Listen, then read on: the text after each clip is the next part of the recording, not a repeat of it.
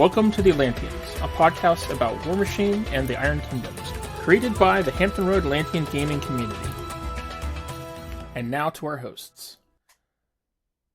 Hey guys, this is Jay, and welcome to episode 11 of the Atlanteans. I'm here with Alec and Joe. How you guys doing? Hello. Hey, good to be here. It's exciting times. This Yeah. is big cast. Christmas. Mm-hmm. Christmas has come early. Or yeah. Late, depending on how you want to call it, how you want to look at it. I would say early. I think I count this as early. Well, it's not in the pleased app that yet. they moved things up and just surprised us. I think that was awesome. Yeah. I think I think it was a good move. I'm very happy that we are not waiting till March or end of January to get all these updates. I know there's a lot of people who are very happy that they're going to get these things before LVO. Yeah, I mean we're still waiting for SR 2025 until the 22nd. So yeah, I wish we weren't, but that's okay. We'll do another podcast at that point in time, and we'll discuss it then. I mean that's going to be a huge change too. That'll be fun. Yeah. That's just as important as all these rules tweaks. Right? I think so because it's going to define what's good in the meta. Yep. Yeah. Big question. Will it reward you for having more jacks, or right. will people continue playing infantry machines? Yeah, totally. Especially with some of these changes, it feels like they're moving towards jacks, and that's what a lot of other casts have said. Yeah. So I like that. Like, don't get me wrong, I like infantry, but I play Warmachine for big stompy monsters and big stompy monsters. Yeah, absolutely, 100%. I say that as painting an Abyssal King that's not even mine. Big stompy monsters and big stompy warjaxes. Yeah. All right. Yeah.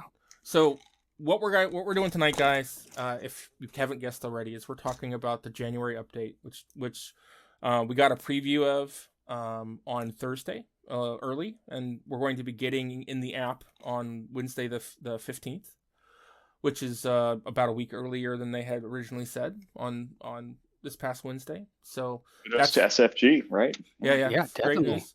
I think it's a little weird that cause one of the things they said was like, well, we can't just push a button on the app and change it over. They're actually updating everything in the app right now, and they have to put everything in manually, and they can't have anything ahead of time or whatever in the final version.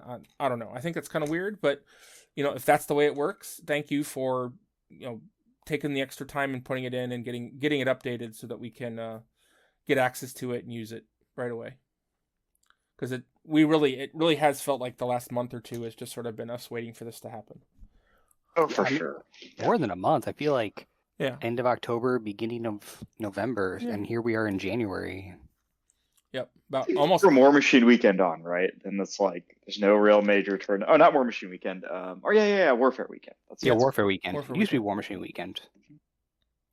Yep, and with for a lot of the competitive guys, WTC was early this year, so a lot of them have been just sort of sitting on their laurels, and that there was the Scuzzy event in New Jersey and Nova, and those were like besides the little bit that happened at Warfare Weekend, it was like that was the end of effectively the competitive season this past year.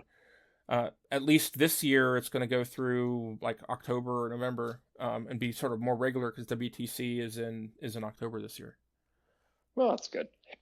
Welcome change. Yep. All right. So first, before we get going here, I think we should talk about the format we want to do. Do we want to go over everything? I suggest we don't do that because the Warmachine guys did that, and it took them 4 hours to get through everything. And I think we're so efficient we could probably do it in 8 or 9. Oh yeah, so, totally. I mean, we might only talk about the actual topic for about an hour of it, but Richard is probably dying right now because we're moving with that record speed towards our topic, right? Yeah, absolutely. Mm-hmm. Richard, where are you? You're not in the comments. Yeah. I think he's just happy that he's watching his king get painted. So do we want to go through just sort of like the stuff we think that's important? Well, why don't we hit the highlights of what we like? Let's do that. Let's do it faction by faction. Yeah. Right? Yeah. We'll be like talk about the core rule changes. We'll talk about Signar. We'll talk about Kador. We'll talk about XYZ and the stuff that we think that's important about each one. Yeah. Do you want to start with like a quick, like high level impression of like this is kind of what we saw? I mean, yeah, we can do that. Yeah. You want to kick us off with that, Joe? Yeah. So I think the first thought I had is that I feel like they were pretty careful not to like nerf things into the ground. I sure that's a contentious point, but and I think they're also pretty careful not to glow stuff up incredibly. I think the majority of these things are like tweaks. I'm not saying all of them, but I think many of them are tweaks. I don't know if I agree with that. I think that they took some stuff that was good and made it really strong. They took some stuff that was really strong and made it almost unplayable. And then there's a lot of stuff that was just sort of shifted slightly. So like a lot of guns that were weapons that were POW 10 or POW 12 went to POW 12 or POW 13. A lot of things got +1 armor buff or -1 point cost, or they went up a point but then got a new ability. Little, for the most part, those little are things tweaks. I think are like tweaks. Little tweaks, but there are some major things, especially in the prime armies, that are like, this changes the whole outlook of this model, or this makes this it went up in point, so it's gonna be more expensive to take, but it's also half as much or twice as much as strong as it was. So I think a lot of the major tweaks are in the warcasters. Like it seems like they took a warcaster from each faction and tried to glow them up. Do you think that's? I mean, fair? there's some of that. There's definitely, they tried to buff some units and character models and solos. Like for example, Kruger. Kruger went up 2 points, but got a suite of like a level more powerful. So I don't think it's just related to the casters. I think they did do that. In the War Beasts got more factions. powerful, several of them. Yeah, several of them, the War Beasts got tweaked. Yeah, it feels like they paid a lot of attention to the War Beasts, right? And trying to make those different loadouts more variable and more interesting. And the character base seems to have gotten some balance tweaks that they needed. Most of them got cheaper except for Israfil. Shucks. Yeah.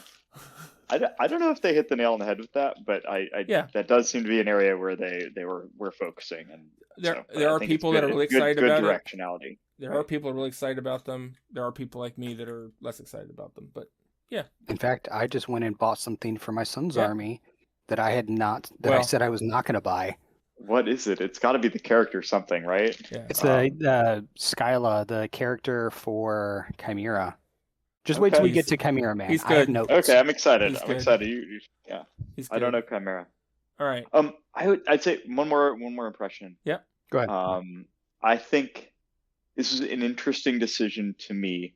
It feels like more often they tweaked rules than they tweaked points.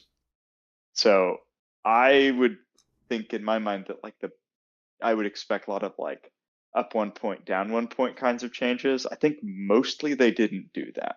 They did a lot of like swapping abilities out, tweaking stats up or down. I don't know. I thought that was. I don't know if I agree with that, to be honest. Okay. A lot of Jacks and Beasts went up a point, but got a little more powerful. A bunch of units either went up an armor or dropped down a point, or added an extra weapon or something like that. So I know. I mean, I think they tweaked points as much as they tweaked stats. In my head, they tweaked points a lot when they tweaked things. Okay, that's fair. But let's get into it. I think he means though, Jay, that they didn't just add a point, drop a point. They, yes, it would have affected the value of the model, but the straight point value of how they had it set, which I think he was trying to say that it's closer. There was just a minor tweak. It's like hitting a trim paddle on a boat instead of doing a big course correction while steering. Yep. Yeah, I think that's where my head's at, Alec. All right, I'm going to disagree. Okay. But it's good that we have some agreement and disagreement. So, all right. We'll make some argument. Yep. So I think the first thing we should talk about is the core rule changes, and there's a couple that I a few that I think are important. 3 for me, anyways, are important. Okay. Yeah, lead me through this. I'm not even sure I remember what they are. So the first one is the clarification on disengaging. So having looked at it and listened to a couple other podcasts talk about it, the important thing here is that it means that if you start engaged for any reason, you never get a charge attack, even if other models in your unit can charge, and you have the ability to leave combat and to disengage and still have your combat action. If you ever start engaged, you never get a charge attack. Okay. Well, you get your attack, just not the charge bonus. Right, you get your attack, but if something else charges in the unit, you have to end in combat with all the models that you were engaged with at the beginning of your activation. But you can never get a charge attack. You get just a normal attack.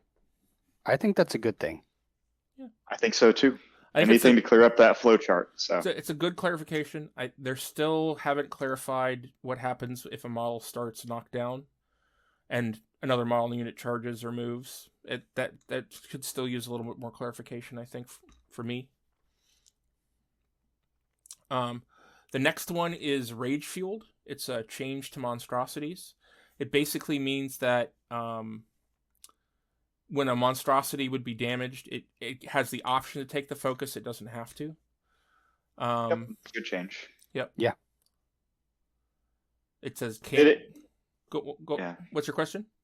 Well, it's mostly because they're like it interacts with things like siphon energy, right? Where you can like damage it, that forces it to get a focus. You can then take that. You can then take it, and just cycle it over and over and over and get and keep attacking until the model's dead, effectively. Yeah, so a pretty niche thing, but like definitely welcome quality of life, right? Yeah, exactly. Especially against Dusk.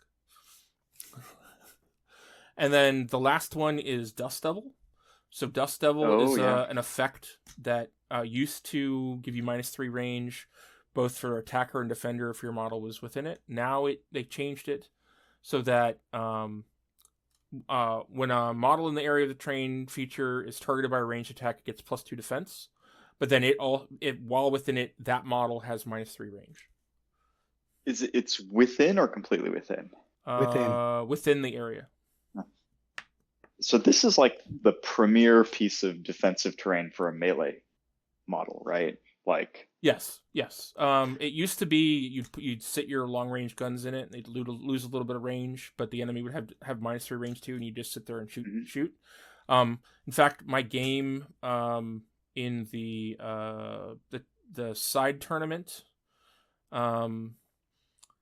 Acres did this to you, right? Acres he windstormed and Dust Devil, so everything was -6 and you range. showed him the power of range 2 guns, right? Or exactly. range 4. Yeah. It was bad. It was really bad, and he just picked me apart because of it. But yeah, so they're definitely and they definitely set it up so they don't stack. There's like one instance where,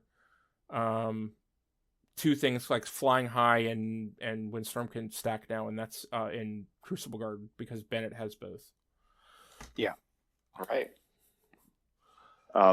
Also, kind of an irritating piece of terrain for a Colossal, right? Absolutely. You don't want to accidentally get your Colossal in it. You're not going to benefit. You're going to have short range. So it's going to hurt you a lot. Yeah, and this is definitely going to be the year of Colossals because everybody's going to get theirs. So. Yeah. I mean, they all got to compete with the Adjudicator. What can we say? Hey, Adjudicator's dope. It stands the test of time. Yep. All right. So, are we good talking about the basic rules? Yeah. All right. I think so. Did you want to do command cards at the end or now? We could do command cards now just to get them out of the way. Let's get them out of the way. Scroll down to the bottom of command cards. So basically what happened with command cards, guys, is that the command cards have been nerfed. Well, they haven't been necessarily nerfed heavily, but there's now for most factions, there's just 10 of them. Yep. Hopefully they add some more at some point. So the 10 are Blessing of the Gods, Breakthrough, Careful Reconnaissance, Lucky Penny, which is a combination of Grave Robbing and Power Swell. Power Swell. Mm-hmm. Put Out the Fires, Defenses, Duck and Cover, Hit and Run, Old Faithful, and Sappers. And it should mention that Old Faithful, you'd think that this would be bad for the Hordes armies and the Monstrosity armies, but Old Faithful is actually changed So instead, it's all of them are free, so they don't cost any points. So duck and cover doesn't cost anything. Yeah. So so Old Faithful, what it does now is it repairs D3+1 damage on a friendly cohort model, or friendly faction cohort model, or battle engine. So it will repair beasts, it will repair monstrosities. That's cool. Yep. So it works across the boards, and so will be a lot more versatile for everybody, because I think it's been hordes have needed an answer like that for a while. Yeah. So I have a couple of thoughts when you're ready. Okay, yeah. so there's just I'm just going to mention two things. There are 3 caveats, effectively. Chimera is missing one of the 10 cards. It may just be a typo in the piece of paper, but it currently doesn't have careful reconnaissance. I think that you can't get Pathfinder. I think that basically everything in the faction either has it naturally or has flight, so they maybe don't need it. Kador has 1 extra. It's called For the Motherland, and it gives tough. It's basically the one the tough card that already exists, but renamed For the Motherland. It's specifically for Winter Corps. And then Grimkin has all 7 of gets 7 command cards instead of 5 because they don't have feats, and they have all 7 of their previous cards, and they're all identical. Yeah. I think the Kador and Chimera thing is like a little bit weird, but yeah, whatever. Yeah, I mean there will be some interesting design space there at some point. Absolutely, they will follow it. So what were your thoughts? Okay, so I think one important part of this is what's missing or what have we lost. So Sentry Duty, which gave stealth out, that's gone. Or Eyeless Sight. Yep. So that's gone. I think that's a big deal. I agree. Savagery, which was everybody's source of grievous wounds, and like maybe not a staple, but like pretty commonly chosen, is gone. So things that were hurt by grievous wounds are on the rise. Yeah. So to balance that, a lot of factions got abilities or battle plans that give grievous wounds. So remember we were trying to figure out what the Death Strikes. The Deathly Strikes is. It's grievous wounds. It gives a model grievous wounds. Awesome. And that's on a bunch of things. There's another ability called Guidance got added out a bunch, right? And every faction has at least one source of it, I think. Except for Brine Bloods. I don't think Troll. I don't think Brine Bloods do. Except for Brine Bloods. Okay. But when we get to Brine Bloods, you'll see probably why they don't have it. Yeah, another one that got removed is Arcane Assist. Yeah, which some people got it. Some people got it back, but some people lost it and some people got it back. Arcane Assist, I'm talking about the card that's +5 range to a spell. Yeah, that one's gone. So that was I liked that one a lot. So that one's gone. The High Alert is the one that I'm gonna miss. The Shield Guard one. Shield Guard one, yeah.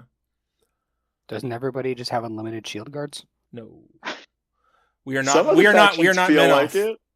Menoth, Crix, Dusk, the super noodly Shield Guard factions. Yeah. No. I have it on Jax, and I have a caster that got significantly nerfed in Winter Corp. That can give it out to a unit. And that's all I have in Winter Corp. So I think things that rely on healing, like Stay Death or a Hazaroth's ability, like those got better because there's no savagery. Yep. Tough got a little better because there's no savagery. Yep. I think Stealth got better because there's like less on-demand eyeless sight. Yep. So some implications there. And then the last thing, my other thought about this is like defenses in Sapper. Like I feel like defenses weren't very common in the last Steamroller because of how much terrain there were. Yeah. But now defenses in Sapper are two of your 10 choices.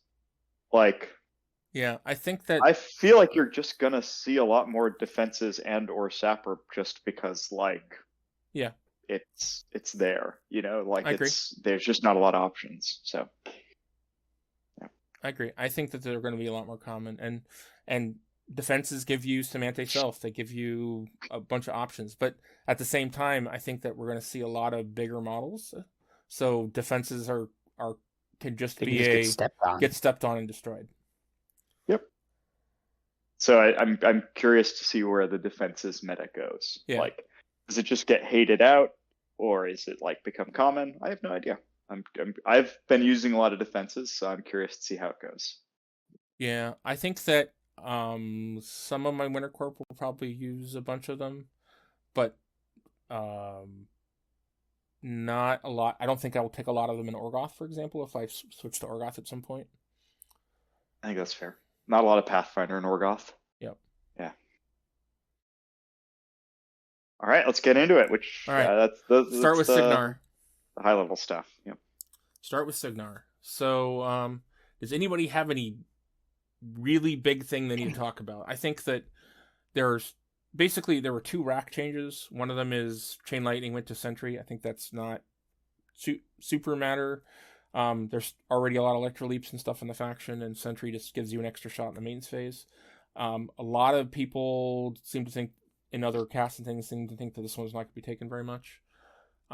The big change is to Electrify, which is one of the rack spells, and it now reads: target friendly faction model unit gains +2 to melee attack damage rolls, resistance to electricity, and repulsor field.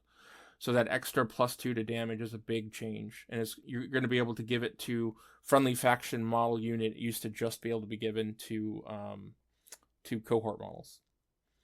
Yeah, I think that's gonna be a good thing. It's gonna make Signar mirrors hilarious, as they both have lots of immunity electricity or electricity resistance, right? Yeah. Yeah. I don't have any thoughts about Signar. I have almost never played them. I think I've just got the one game with UJ and then one with they are scary. I mean, like, prepare to face a lot of Calder, a lot of Huxley. So Calder, her big change is that her feat used to give +3 defense, dodge and riposte to her battle group. And now it's +2 defense to everything in the army in her control range. And then dodge and riposte to her battle. It's not everything, it's friendly faction. Friendly faction, yeah. Friendly faction models gain +2 defense. This is an old Dusk, right? Yeah. Well, yeah. So friendly faction models gain +2 defense, and then battle group models gain dodge and riposte. So it's going to be widespread across her whole army. So her cavalry, her jacks, her units, her solos. So you're going to see a lot wider tech with her, I think. Before, she was you took a bunch of jacks because she and with the armor pierce gun, and you basically try and just like snipe the enemy caster. It's what I ran into at Nova against JVM's wife. She ran. Oh yeah, Zosha. Yep. What is the base defense of a Signar, of a Storm Legion Jack? I believe the heavies are 12s and the lights are 13s. Yes. Man. So the average one will go to 14. I believe the general is a 13 base, so he'll go to a 15. It's pretty good, right? Yeah. So 14, like most of the melee heavies are 7s. Yep. So you're gonna be looking at, it's like a 60% chance to hit, and when you fail, they're gonna whack you, and then run away. And probably run away. Right. So you're gonna, that's some pretty hard deterrence, and then the lights are gonna be a real pain, right? Yep. Yeah. Yeah, I like it. I'm excited to see it on the table. Yep. The other big change is going to be to Huxley, who is the Iron Man power suit guy that has 2 modes. He has a flight mode and then like a ground gun mode. Okay, I know you hate this guy, but I hate the model, man. I almost went into Storm Legion instead of Brian Bloods just for this dope Warcaster. Really? So I'm excited. I just So he think they're doesn't. cool. The concept is neat. I don't know. So he doesn't remind me of Iron Man as much as what Jebediah Crane from Iron Man 1, like in the heavier suit.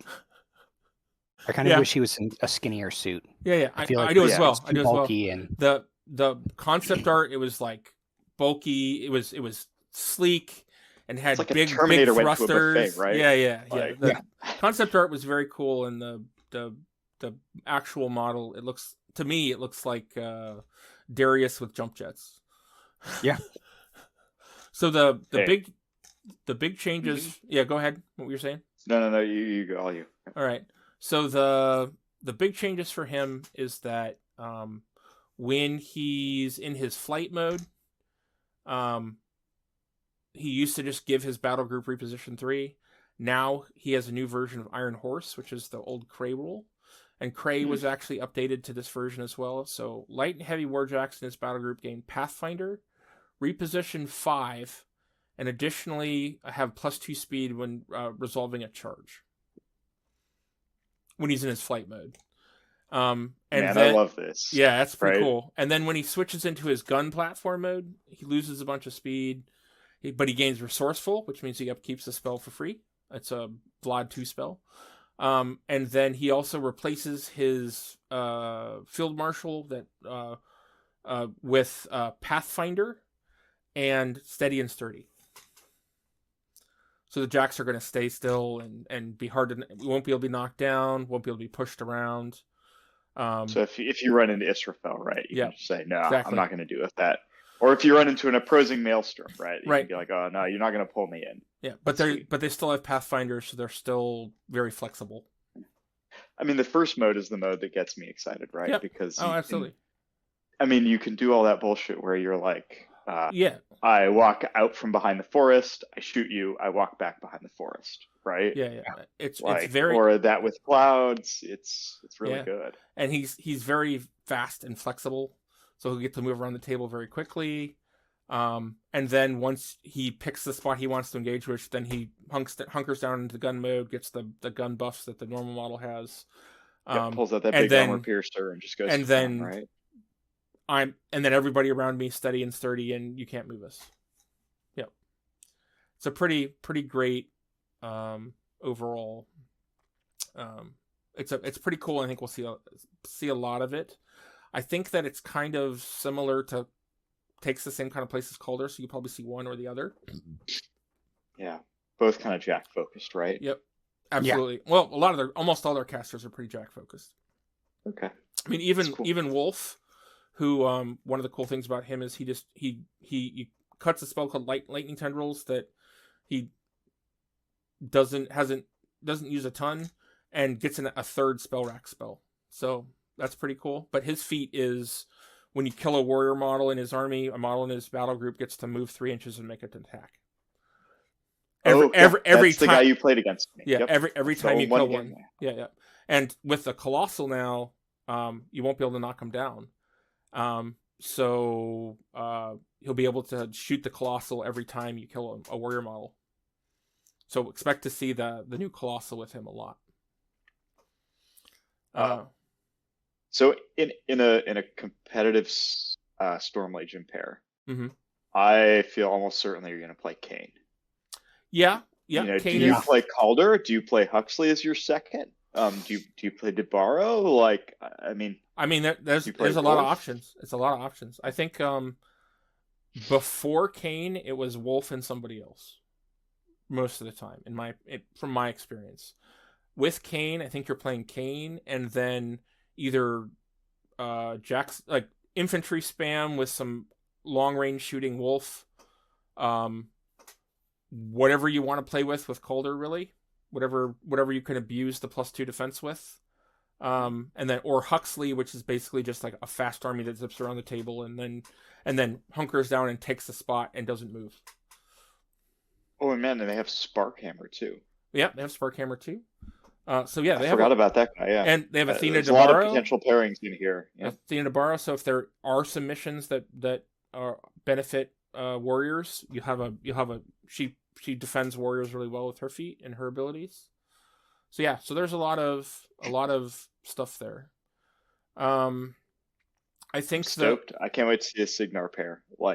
I'm hoping we see a bunch of Signar in the new null. Yeah. I think we will. I think we're going to see a lot of Signar, especially, I mean, even before we see Gravediggers, I think we're going to see a lot of the Storm Legion. I think they're going to be very good at pushing, or not pushing, but doing board control. Yeah. We've even seen it in our meta. There's a guy that likes to hop around factions and has just painted a full like Necrofactum army, and he's switched back to Signar and is just posted a thing today about getting them ready to prime to paint them. So you're the weather vane, right? You point the way the wind is blowing. I love it. Yeah. So one of the other big changes, so there's some other little ones like the Legionnaire officer got the Deathly Strike, so the thing that gives savagery.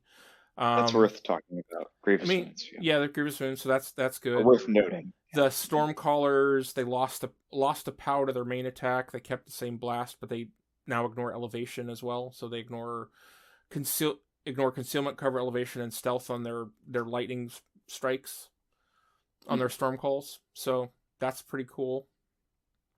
The Striker, they removed Arcane Precision, so the standstill and aim, so you ignore stealth, clouds and stealth, and just gave it True Sight, so it can move and ignore clouds and stealth.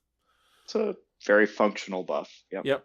The Zephyr. By the way, Cookie's here and she says hello. Yeah. Hey, Cookie. Howdy. So the Zephyr got some. We're talking about your army. Yeah, we are. Zephyr went up in points. They got a lot of love. Went up in points, doubled in damage boxes, so it's up to 18.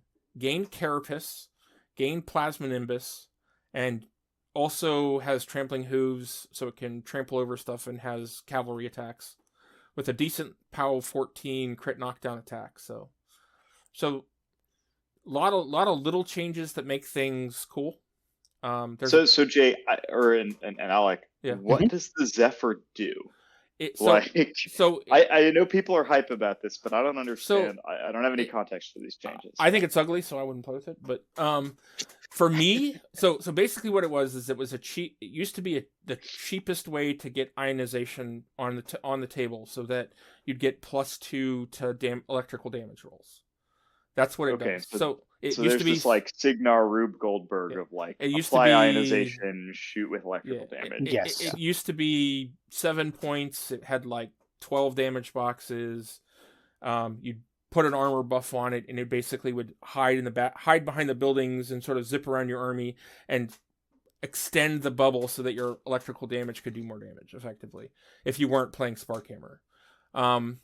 Now it's sort of this like, I'm going to charge into the middle of the enemy army, do some damage, and then ionize everything, and so you can just light them up with electrical attacks.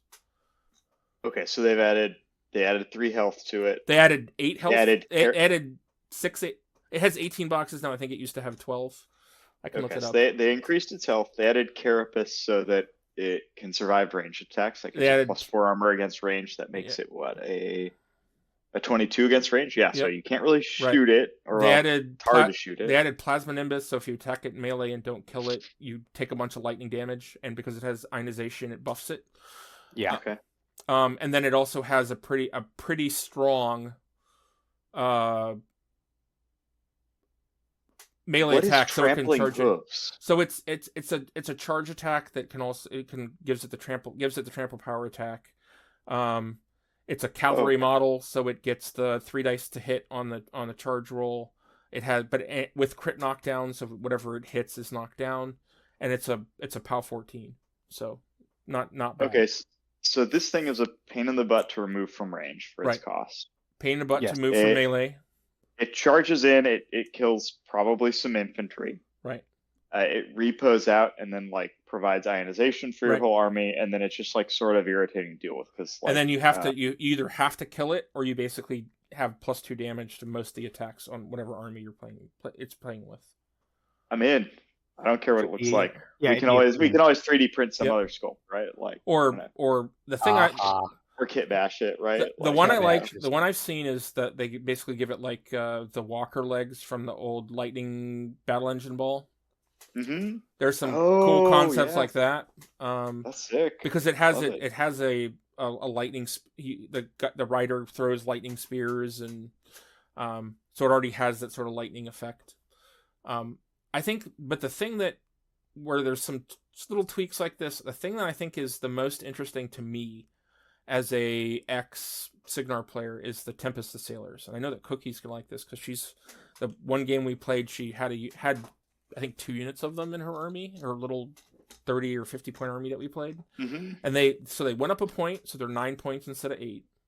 But they went up to 8 damage boxes, and their hammers went up from 13 to 15 damage. So think about that. You can apply Electrify to it now, so they can be 17s.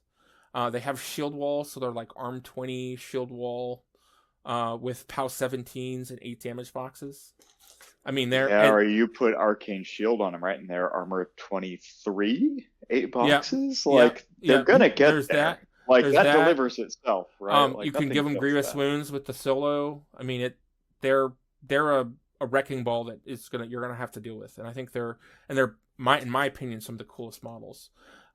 The other change that happened is that the Tempest Thunderers, which is the ranged unit, they went down a point, so they went down from 9 to 8 points, and they got 8 boxes as well.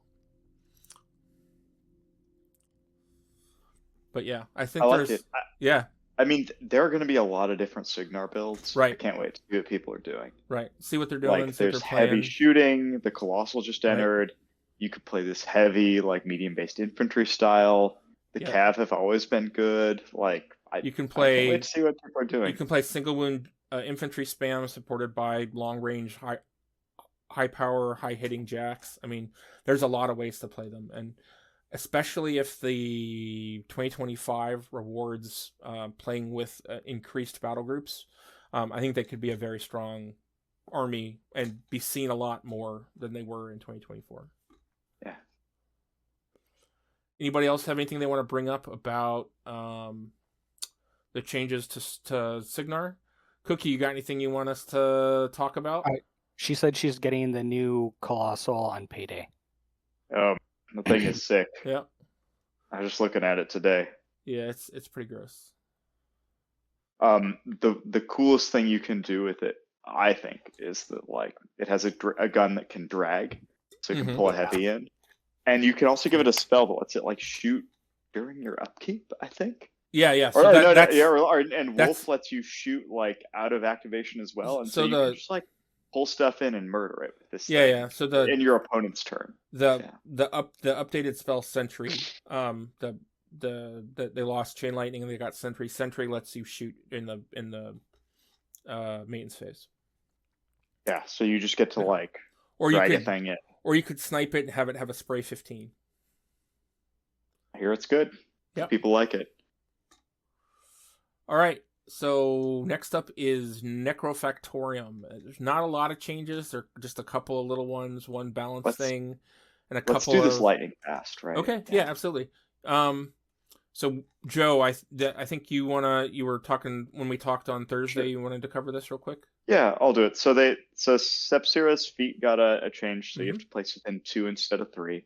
Yep. So that's maybe it's a little bit hard to place the models. I think it's a nerf. See. I think it's a nerf because one of her ways to threat extend is to charge, and if she charges into something, if she doesn't kill it and then feats to get the advantage, it's gonna be very hard to place all that stuff around enemy models. Yeah, I think that's fair. We'll see. I think she's still quite good. Oh no, absolutely. But I appreciate the small tweak. Yep. The Raptor got a change. That's the light jack. Yep. A couple of improvements to the head. I will say the Spiker got a nerf in that it got damage type corrosion, and damage types are always bad in Warmachine. Yeah. All right. Okay, so last change to Necrofactorum is the Furies got changed. Oh. So the issue here was that they were really hard to tell apart on the table. And they all had a slightly different rule, and so it was very important to know who was who. The change here was, as they previewed, that they made them all have the same abilities. So now that you don't have to worry about identifying which model is which. So I think that's positive for players. They removed 2 abilities from them, Battle Wizard and Wailing. Wailing prevented spell casting within 5 inches, and Battle Wizard allowed you to cast a spell if you killed something in melee. Yeah. They all got Mortal Fear, which is the aura that gives -2 damage to living models within 8 inches of them. Mm-hmm. It's really good for them all to have it. It sounds like it's not like an action they have to do anymore. They just do this. Yep. So I think that's a pretty fair trade. And they all have Power of Death as an ability now. And that's the ability that they could use to give +2 to undead warrior models within 8 inches. So that's their damage buff. So I think this is a buff to this unit. Let me jump in. So they did cut Invocation of Darkest Night and Grip of Shadows to give them the new standardization of their spells. So they went to Marionette, Power of Death, and Stygian Abyss. I absolutely think that all three of them having Power of Death, it definitely increases the size of the bubble of the Power of the Death bubble, which is and also scary. The counterplay, right? Right. So and then they just have Mortal Fear. You can't just kill one of them anymore. Right, and they all have Mortal Fear now, so that increases the Mortal Fear bubble, which is 8 inches off of each one of them. So I think it's a straight buff to them. Yes, it makes them... They lost a bunch of really cool abilities that added flavor to the army. But they're just a straight awesome... I mean, they were a great unit before, but now they're just like almost a straight auto-include. Especially for 10 points. I mean, but they can still each individually cast a different spell, so you're still going to have those variety. Totally. Yeah, you're going to also be able to really amplify if you need to go full tilt to something, which I think is going to be really good for them. So a lot of the time when I was playing Brine Bloods into Necrofactorum, I would find the guy who gave -2 damage. And kill him. Use Arcane Assist, and I would boost a spell into that guy. And I would kill him. And can't do that. That was good counterplay, and that's not counterplay anymore. Right. So I think it's a buff. Absolutely. Onwards to Dusk. I also, just real quick on the Raptor, I think giving the Doomspitter head Eyeless Sight is a good tweak, and they seem to be giving every army a way to see through stealth, a way to see through clouds, etc. All right, so Dusk. All right, so why is it that Dusk always gets buffed? Yeah, so I will say Dusk always scares me to play against. Yeah. I don't think they had the absolute permanent dominance. Yeah. I don't think they actually won. I mean, they were good. They're absolutely good, and they're always absolutely scary to play against. And they were always always placed at the top. They just didn't place. They didn't seem to have the numbers to actually win. So I can sort of see why they got a lot of side grades and some buffs. Yep. So let's talk about the number one super buff, the number one super buff is Hazaroth. I think we can all agree that Hazaroth is just silly now. For those who don't know, his feat was changed. It's now remove all damage from friendly faction, extra large or smaller base models in Hazaroth's control range. Friendly faction, extra large. So just heal everything in his control range, which is pretty crazy. And then his melee weapon also gained Grievous Wounds, which is a POW 15, 2-inch reach. So why this is crazy is that Hazaroth has an ability where he can spend a focus, and when you kill a soulless model within 10 inches of him, instead of it dying, it sticks around. Yep. So it'll stay around on 1 point. And all these soulless models, that's the cats, which are 8-box models. It's the slayers, which are 8-box models, and it's the archers, which are 8-box models. Yep. So they're all big, beefy, reasonably tough models. Yep. He's got 7 focus. He's probably just going to bring a lot of these. He's going to stop a lot of them from dying. And then he can give shield guard to them to spread the damage out, and then he's going to feat and repair all that damage that you haven't done. Right. And it's going to be really hard. It's going to be a slog to fight through this guy. And then on top of all of that, the cavalry went down 1 point, and the slayers went up a point but gained vengeance. Yeah. So you're gonna, I mean, when you're engaging this army, like, if you try to shoot it, they're gonna use the captain to give shield guard to the slayers. Yep. If you shoot them, they're gonna shield guard those shots, kind of trigger vengeance. Yeah. Hazaroth's ability is gonna stop those guys from dying. Yep. You're gonna be in a world of hurt, and then whatever models you did manage to damage, he's gonna heal on the turn when it benefits him the most. So, I think it's a boring play style. I wish it wasn't in the game. It's going to be good. Yeah. It's grievous wounds, things that prevent healing. It's going to be on the rise. Yep. Absolutely. And with losing savagery, I mean, it just steps up even better. I mean, it's such a huge thing we're going to have to deal with in the meta, and every Dusk player is going to play it. Now then, we need to figure out what they're going to pair it with, and they have a couple of options. I will say that I think there is one best option, but which we'll is see. What do you think your best option? The best option? Well, I think you're going to see a lot of Moraine. Well, yes, yeah, I mean, absolutely. Yeah, I mean, sorry, I played against her like 2 days ago and got crushed. Yeah, she's wild. Yeah. She can do so. I had her kill a Supreme Guardian on Zal's feet turn with like 2 souls on him because she was just like, mortality you? Nope. And I canceled it. It's just mortality, and I Spectral Vortexed it again. She's like, third mortality. And then she charged it and killed it and Spirit Doored away. It's really good. She's undeniably good. Yep. I think another option possibly could be Seraphil. And I think she's still good. Yeah, so she got changed a little bit. The most important thing about her is that she has Field Marshal Future Sight, and one of the reasons that that's important is because the Eidolon lost the Future Sight head, and it got it got the, I need to scroll up to it, a true sight instead. So it'll ignore clouds and stealth for shooting with its guns, which both gain pistol, which is pretty good as well. There were some other tweaks. The shield went up a point. The 2 sort of cheaper blades lost critical dispel and gained blessed. So it's a small buff. Small buff. We're happy to have that. Yep. Yep. But so I was going to say that I understand where you like blessed, but I think being able to control what is on an enemy piece.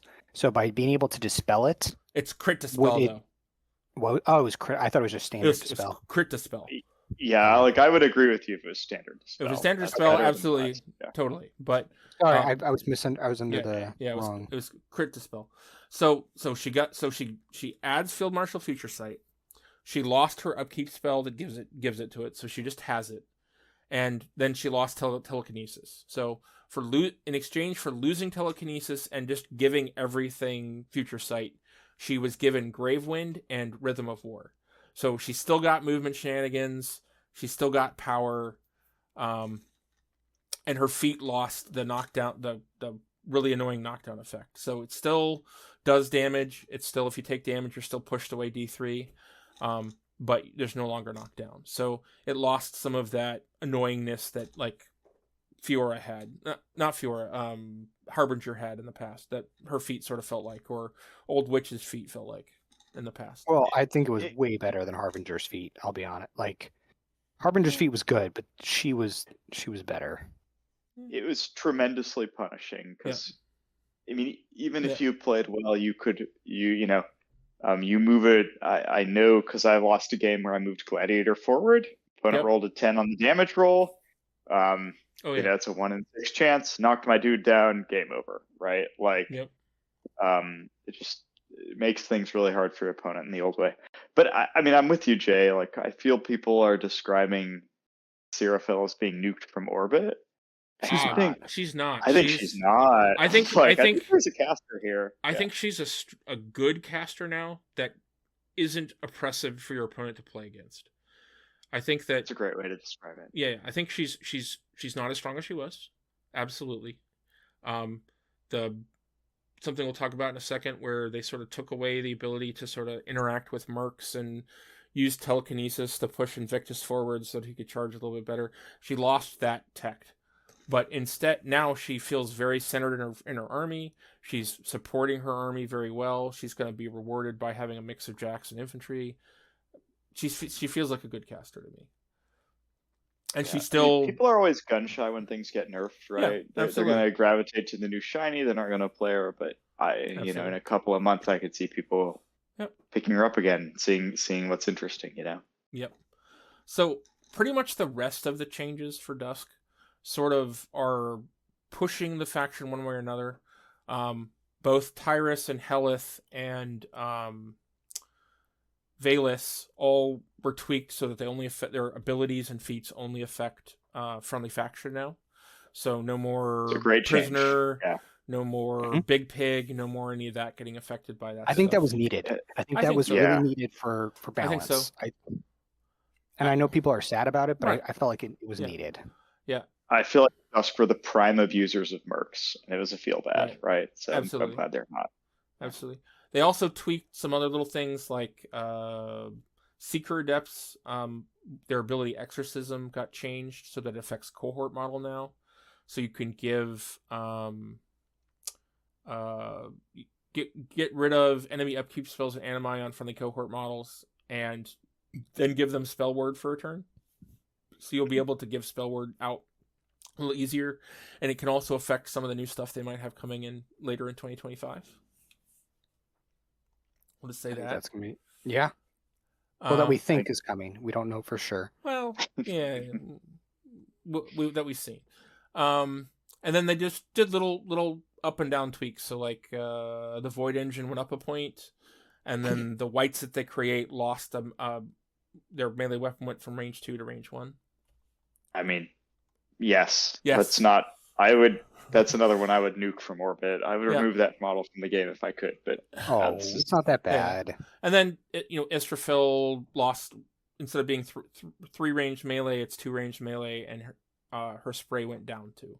A lot of people are like, "Oh my god, this is the model's terrible." It's like, this is a great source of entropic aura, which prevents healing. Like this is exactly. This is going to be really good in the mirror, right? Right. With Syra. With thing is so playable.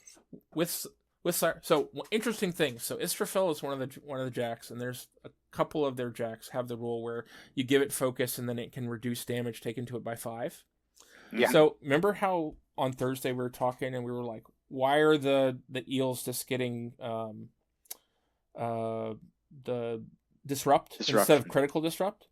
They can disrupt them and remove the focus off of those jacks. Oh, that's fun. That sounds. It's a cute piece of tech. I like it. And there's some tech in Signar that can do the same thing. And so there's going to be some of the Dusk is it's not just going to be it's not against every army. You're not going to be able to rely on, well, I have an extra unit of guys with Empower, so I'm just going to, after it does its craziness, I'm just going to empower Israfil back up to 3, and it'll be invulnerable for a round. You're still going to have to deal with Hazaroth minimizing him the amount of damage it takes and then healing it back to full. But what can you do?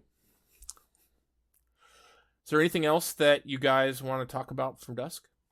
Yeah, the cats lost. You talked about this, but the cats lost their 2-inch range weapon turned into a 1-inch range weapon. Yeah. So they lost 1 inch. So they lost an inch of threat.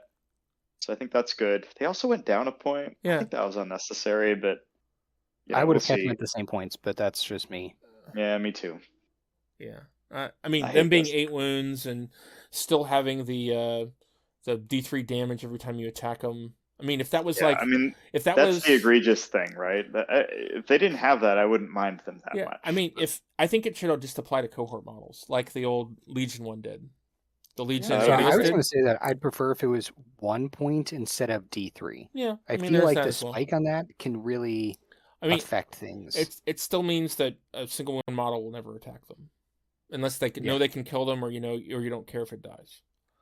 Or So the rule here is Spring Blades, which is if they hit you with a melee attack, after the attack is resolved, if you don't kill the cab model, it does D3 damage to you. And so, single wound models just die if they don't kill these guys in one hit, and they have tough. So, I mean, I've And seen they're them. armed 17-8 boxes. You know. Yeah. I've seen them eat bastions before, and bastions are pretty beefy, and they have just Yep. rushed Oh through yeah, them. right. Yeah, they like charge you, and you like spread out all the damage, and you have one box, and Spring Blights kills you. Yeah, it's a Yep. pain in the butt. Yep. Yeah, it's rough. All right. All right, So Winter Corp. New Khador. Yep, Winter Right. Corp. ahead. I'm. Can we just skip Khador? No. I'll do Khador for you. I'll do I've got Khador. it. I'll do Khador. It's good. So Khador got nerfed. They got some buffs. They got some little tweaks. They got some stuff to be excited about. They got something that is the weirdest combo that I've ever heard of in my life. But if it works, it could be the coolest thing ever. So the biggest change that they got is that superiority was changed so it cannot affect huge base models. It only affects extra large base models or smaller. So the Colossal, the Mastodon can't benefit from it. Now, to offset that a little bit, the Mastodon did go up from speed 4 to speed 5. But the thing that, yes, the +2 speed was nice on the Mastodon, but the thing that it really needed was the +2 mat.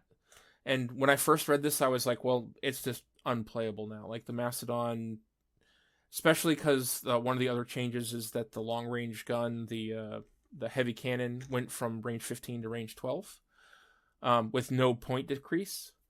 So both on the Great Bear and on the Mastodon, so its threat is much shorter, and it can't get out of most enemy models' threats that could possibly attack it back. And so you're gonna either have to bubble wrap it really well, or it's gonna just die, which is a big problem, and it's already pretty easy to kill. So basically, what happens with this is that instead of putting superiority on it, you're putting Iron Flesh on it and making armor 22, and you're trying to hope that it can stay alive. That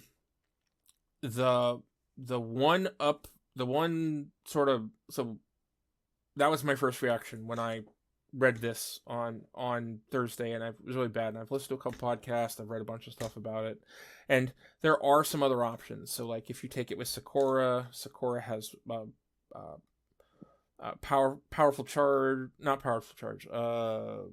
positive charge, so you can give it +2 to hit and damage there.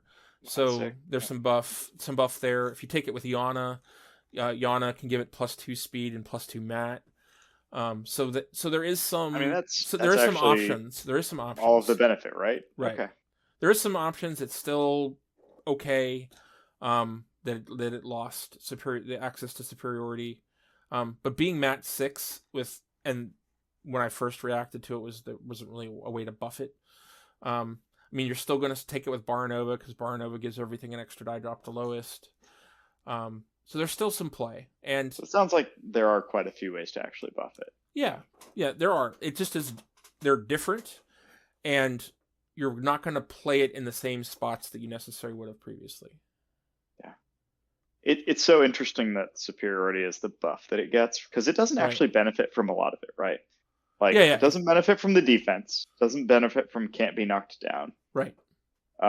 It's just the mat and the speed. +2 speed, if they wanted to reduce the threat range, they could have reduced your melee range by 1. Right? Absolutely. The 3-inch melee could have become a 2-inch. Right. And they would have ended up in the same spot. So I think this is a little weird, but yeah. Yeah.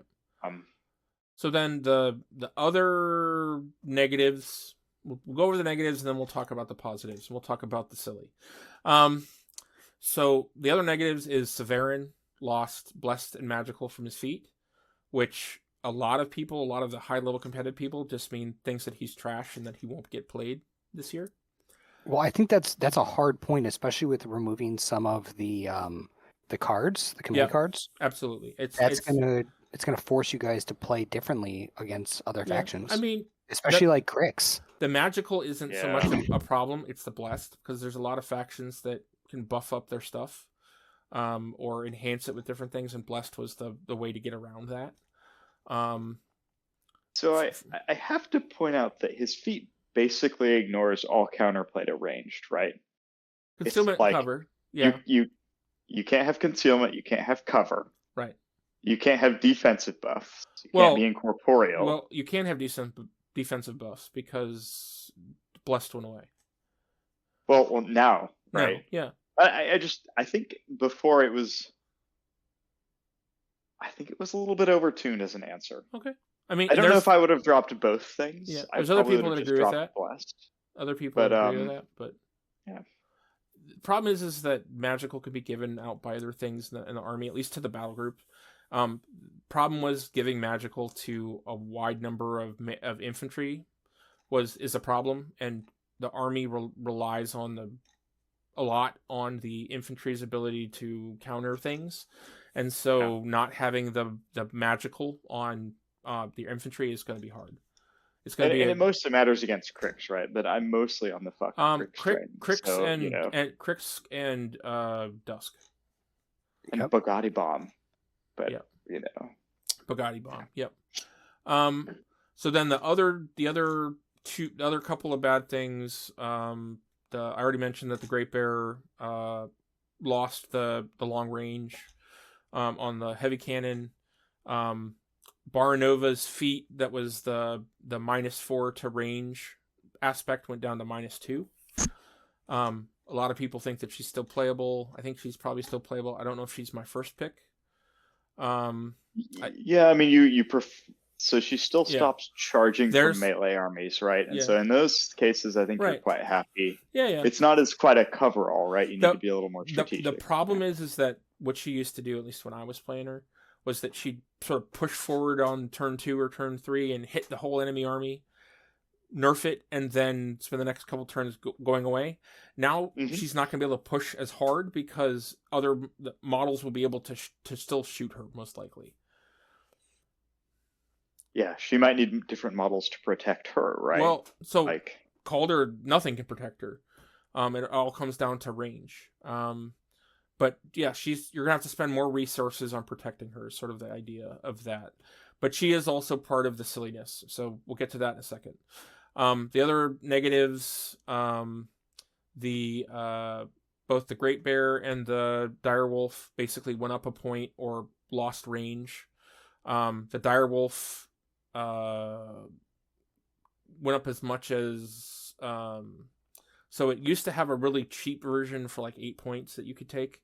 That the weapon that made it really cheap was the Buzzsaw. So the Buzzsaw, it basically is a range 1 POW 15 crit shred. It was 3 points. It's now 5 points, but it went to POW 17, so it has some power. But that means that there isn't a cheap thing anymore. The shield also went up a point. So it's there are a couple of cases in this document where they took the cheap default version and made that worse. And I think they're trying to push build diversity, which I guess I get, but it is a nerf, right? It is a nerf. Best build and they made it worse. Yeah, absolutely. So there's that. There's the other big nerf is so. All right, so let's talk about the Winter Corps Officer. So the Winter Corps Officer in 2023 was a 3-point model. He buffed your infantry, gave them Pathfinder, etc., etc. And in 2024, they just reduced him a point and was like, here, you can have him for 2 points. He's a needed piece. He's something that Cator doesn't. He does stuff that Cator doesn't do. Have at it. And people abused it. And a lot of the top level guys were taking 3 or 4 of them. One of the models on my desk to paint right now is the third one that I've never gotten around to doing. But so in this new document 2025, he's back up to the 3 points. So they basically 2 of them costs the cost. What would have been 3 of them is now the cost of 2 of them. And then they also replaced they removed Feign Death from him, so you can shoot him when he's knocked down. And they removed Stand Your Ground, which was Set Defense, which is the thing I always used a lot because Cator has really low defenses, and at least gave some of my models the ability to survive a charge, and gave them Combat Coordination. So on the surface, I thought that was terrible. Combat Coordination is basically pick a warrior model within 5 inches, the warrior model can re-roll an attack or damage roll. But in listening to the Warmachine cast, they were like, "Oh my god, this is the greatest thing ever! It's huge, amazing," and because I didn't think about applying it to other things, so you can apply it to some of the newer character solos that have good ranged guns.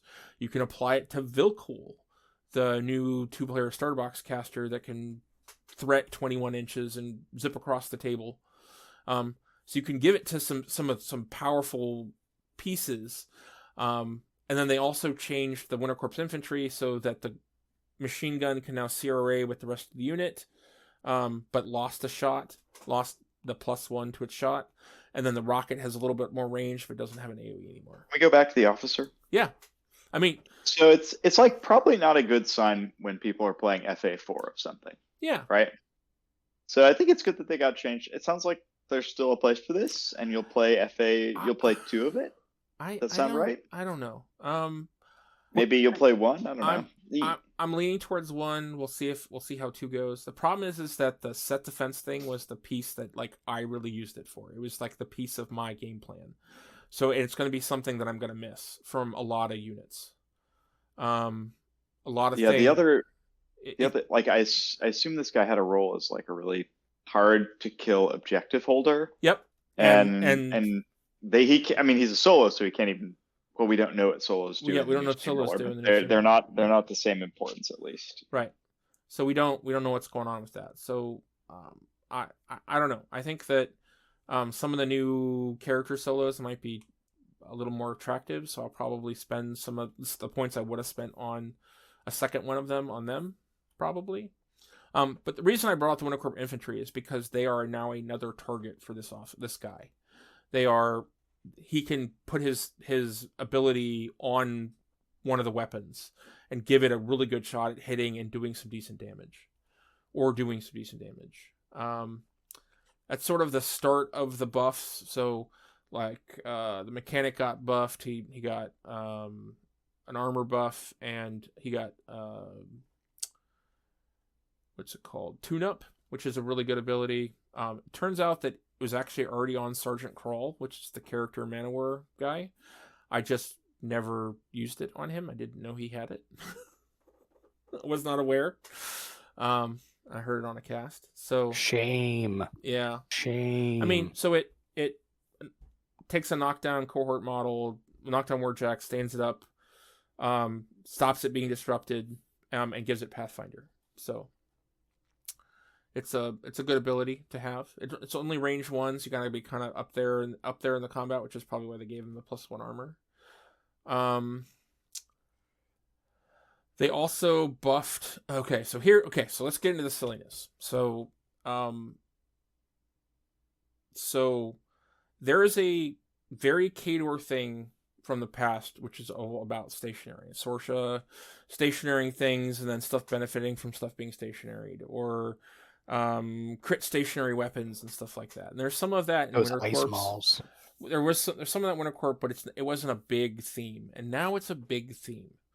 So the Manowar controller, who is the non-character solo from the cadre, got it got +1 rat, so it's spray that auto stationary, spray 10 that auto stationaries went from a 5 to a 6, so it's a lot more viable. It can aim and be a 8, or the dog can be there and it can be an 8.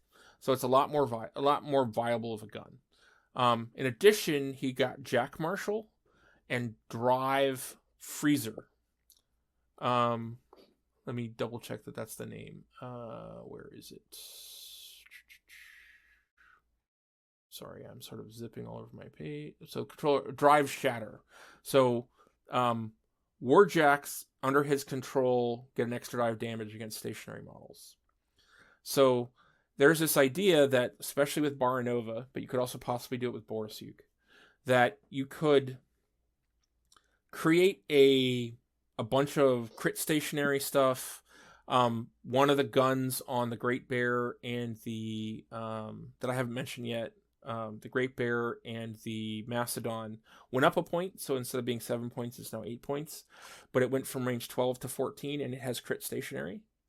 So with Borisuk, which I'll talk about in a second, one of his updates is that his feet got Jacks in his battle group get boosted range attack rolls, so you could take a bunch of these stationary weapons, stationary bunch of stuff, use the controller stationary and stuff, and then send a couple of Jack Marshall Jacks in to do a whole bunch of damage. But that means you have to like crit a bunch of times. The Barnova could do it because she can take a 4-cost spell. There's a 4-cost spell on the rack that stationary is a model unit that it hits. So there's some combo there. It takes a lot to make the combo work, and it's like all you have to do is kill the controller, and it kind of crumbles. But it's a possibility. It's an option, and one of the things that that gun did, and what Baronova got, is they got immunity to cold. They got not immunity, resistance to cold, so they don't get stationary anymore from cold damage. So one of the big weaknesses of this gun, and one of the reasons people didn't take it, is because you could shoot it and the AoE could hit your Jack and stationary on Jack, and it doesn't do that anymore. Love it. So you can charge into combat, do your first melee attack, shoot the gun, try and crit stationary everything, and then swing a whole bunch. There's some options with that. Yeah, I mean, I'm curious to see these builds, right? Yeah, like, I mean, it's stuff I got to try, and so I'll probably use the Escalation League we have coming up to try some of this stuff. There's some real joy in making these things work, right? Yep. Like, it's really satisfying when they happen. And seeing it come off, it could be, exactly. Other little changes, Metavista went down 2 points, so she's 15. Means that she's the same price as the Avalanche, so there's some counterplay. Do you play an Avalanche? Do you play Metavista? Do you play one of each? So then the big happy point for Winter Corps, I've been sort of negative, is Borisyuk. So Borisyuk is the sniper caster from Winter Corps. So he got a bunch of buffs. So first things first, he gained Arcane Precision. So when he aims, he ignores clouds and stealth. And with a range 14, or range, it's either 12 or 14, weapon master gun that has ammo types including crit, armor pierce, or grievous wounds, it's pretty nice. He also, they removed a spell that used to give himself a cloud so that his prowl would give him stealth, and they gave him Veil of Mists. So he has some tricks that he can do with that now, either for himself or on enemy models, to let you ignore them and shoot through them or see through them. It's good with the hounds too, right? Yep. So that's good. Yeah, great with the hounds. And then the other thing he got was that his feet... So what his feet used to do, and it still does, is that when a model in his battle group kills a model, another model in his battle group can move 2 inches and make an attack. It doesn't say melee attack, so it could be a melee attack or a ranged attack. And when the model made that attack was boosted. So now what it does all the same stuff, except instead of having that attack be boosted, it's just that all models in this battle group have boosted ranged attack rolls for the turn. So that's a huge buff. Yeah, that's a feat in and of itself, right? Exactly. Without the whole other aspect of it, yeah. So Borisyuk gets it. His Jacks get it. Any spellcaster attachment attached on him gets it. So there's a lot of interplay with that, and I think a lot of people are looking to put him in the pair instead of Severin, because he has a lot of more option, more play. He can get through a lot of problems. He has grievous wounds naturally on his gun. He's a lot more playable and a lot more interesting to a lot think Severin is still good, but I mean, I would definitely expect people to be trying out the new hotness. Yeah. And a lot of people think that he's going to be in every pairing pretty much from now on. And then, do you pair him with Phil Cool? Do you pair him with Severin? Do you pair him with Baranova? Do you pair him with Yana with a Colossal? I mean, there's a couple of options. The other thing I didn't talk about is Tatiana, the Cadre caster. She basically got she switched from having a ATT arcane attack of 7 and an arc of 6 to an ATT of 6 and a focus of 7. So she got an extra focus, which is going to help her a lot. She's she tends to be the upkeep battery. She usually has like 4 or 5 upkeeps in play at a time, and so having one extra focus is going to help her a lot with that. And then the wrecking crew, the unit in her cadre, so it's pretty much everything in her cadre got buffed. Got grievous wounds on their buzzsaws. So they still only threat 8 unless you damage them, and they can do vengeance. Or with Yana, they threat 9 because of dash. So they're still not good, but at least they have a little bit of tech into Cricks, Brine Bloods, Dusk, etc. Yeah, I feel like it's a meaningful change. Yep. I mean, shall we do Chimera? I've been waiting for it. I'm ready. We should totally go to Chimera. Oh, Alec, sorry, I've been listening, and that way Alec can talk. Well, in fairness, I've gotten a lot of work done on the King. I don't know if you guys noticed. I got the one figurehead done, and I'm working on the second one. Yep. Let me pull up my notes again. I think this figurehead turned out pretty well. Gonna have to do washes and highlights on it, but I think that's definitely at least ready for some base play for the table for him. Yeah. All right. Okay, Chimera. So I've looked at Chimera. I'm gonna just sit back for a second, so you guys aren't gonna see me painting. I think Chimera got a lot of love, which I don't know if they necessarily needed all of that. But they definitely got it, which is good. I mean, at least they were a faction that we saw like well represented at tournaments, but definitely not at the top. So I'm glad they got some love. From what I think they had a pretty narrow set of builds. So right, they had a very very narrow set of builds, and now they're going to have wider options.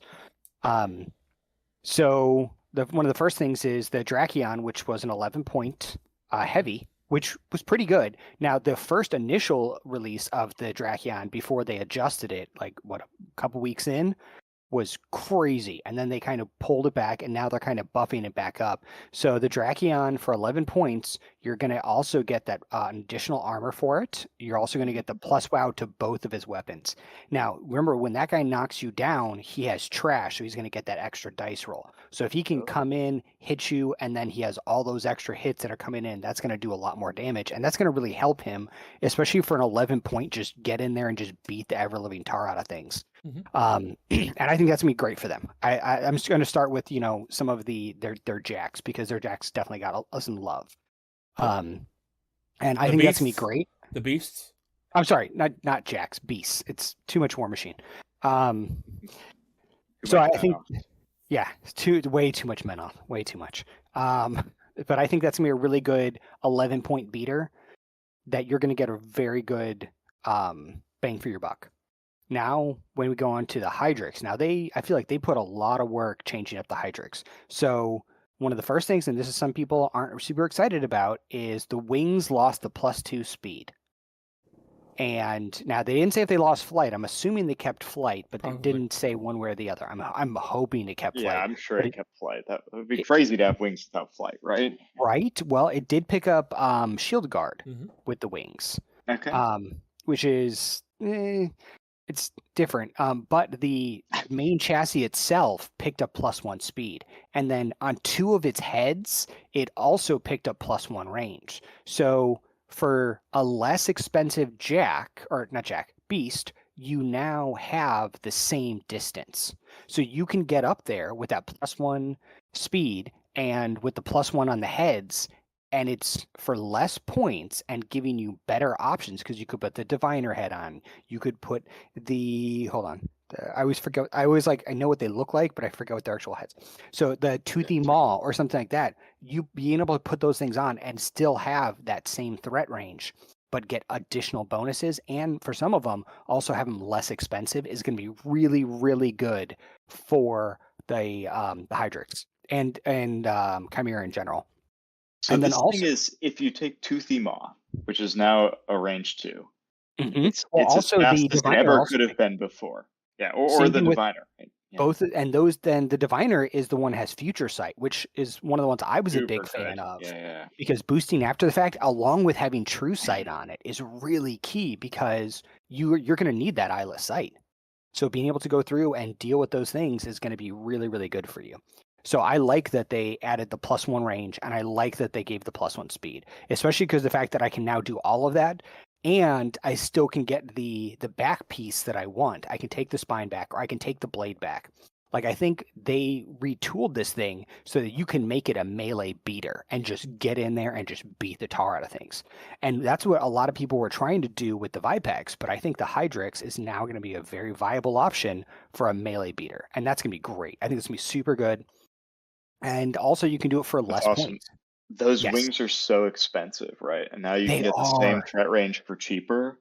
Yeah, with additional things like being able to boost after the fact, or with blade back when you have overtake. So now you're killing something and you're going to be moving forward, which is again giving you additional distances for your threats. And I think that's gonna be really good for them. I feel like you don't see wings that much. Like, shield yard is great, but it's kind of weird to put it on. I mean, there'll be point times when you need it, but yeah.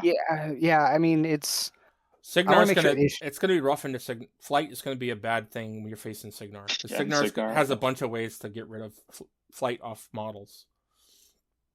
It just make sure it did pick up shield guard. Otherwise, it did. You're right. Absolutely. Because it felt like it was a weird thing. Oh, it becomes cost 3. Yeah. Okay, so you can still. So it got cheaper. I mean, that's awesome.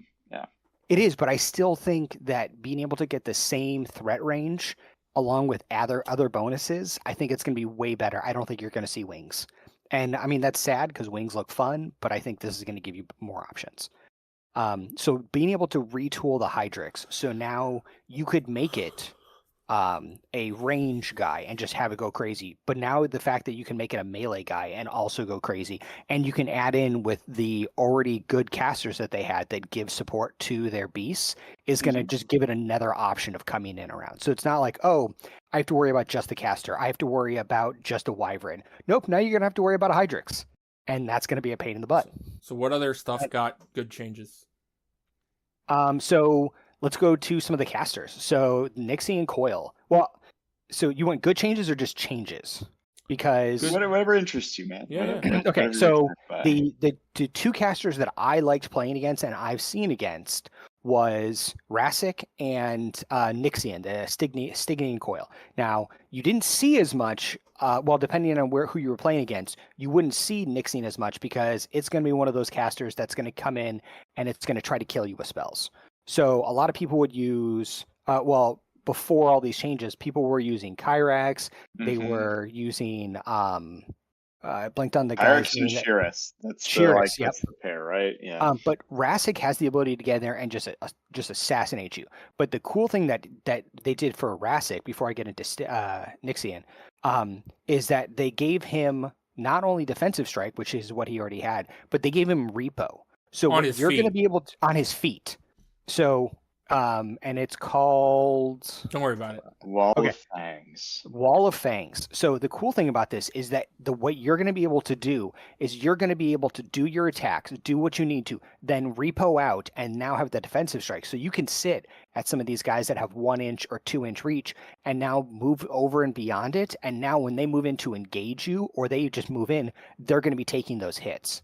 And with some of them, where they have the ones where it does the auto point of damage, that's going to be really painful to some of these people who have one single point infantry, or in other ways. So I think that's going to be a really good thing for Chimera. Like that's just with Rassic. I think that's going to give him more board control, because when he's moving his pieces around, let's say he needs to set up, he needs to hold you in position and get his heavies up, so then he can then threat you from like the right side while he tries to angle on the left side or the center to try to move in for an assassination, because that's what Rassic wants to do. I think this is going to give him more board control, which is going to be really key for it. And I like that idea. I mean, Repo is one of the most powerful abilities, right? In Mark IV, because it lets a unit take up more space, which lets it threaten more, but also makes it much less vulnerable. So I think it's a great change. Well, also with Repo, you have to remember that you can now Repo outside that 2 inches. Oh yeah, and that's going to be. So you can really spread out. You can really like put a net out. You can't. I don't know if you get. People aren't going to be able to see my hands. Well, some are, but like you can just spread out over the length of the board, and now you can control. So they can't get to that objective. They can't get to that flag, because otherwise they're going to take damage, and that's going to be really key. Now, maybe it's just for the fact that I have played a huge amount of Bastions in the past when I played Menoth, and I know how strong giving me the ability to repo potentially and or defensive strike is going to be really, really good for them. And I like that idea. I like that idea a lot. Hold on, I just closed my notes. So that's with Rassic, and that's just one minor thing that they did to him that I think is going to actually help bring it up. And it's, not everybody's going to play Rassic. People are going to go back to, I think as soon as Lilith comes out, people are going to jump into Lilith. Now Lilith's ain't going to changes, but I think she's going to be amazing. Gonna see a lot of Lilith. Yep. But now we can go over to Nixian, who's going to be just casting those spells at you and doing stuff. But so Nixian picked up one additional focus, one arc. It also picked up stealth for free, and also it picked up outer shadows. So once per turn, when you kill one of its pieces, or you kill a chimera piece, he is going to cast a free spell at you. At a target.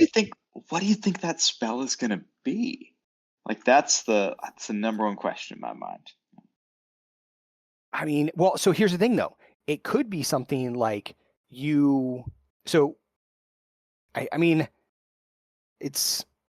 I'm trying to think about like how to phrase it. So I think by doing something like doing Howling Flames, and you're going to go out there and you're just doing that spray 10 and it's just eat fire.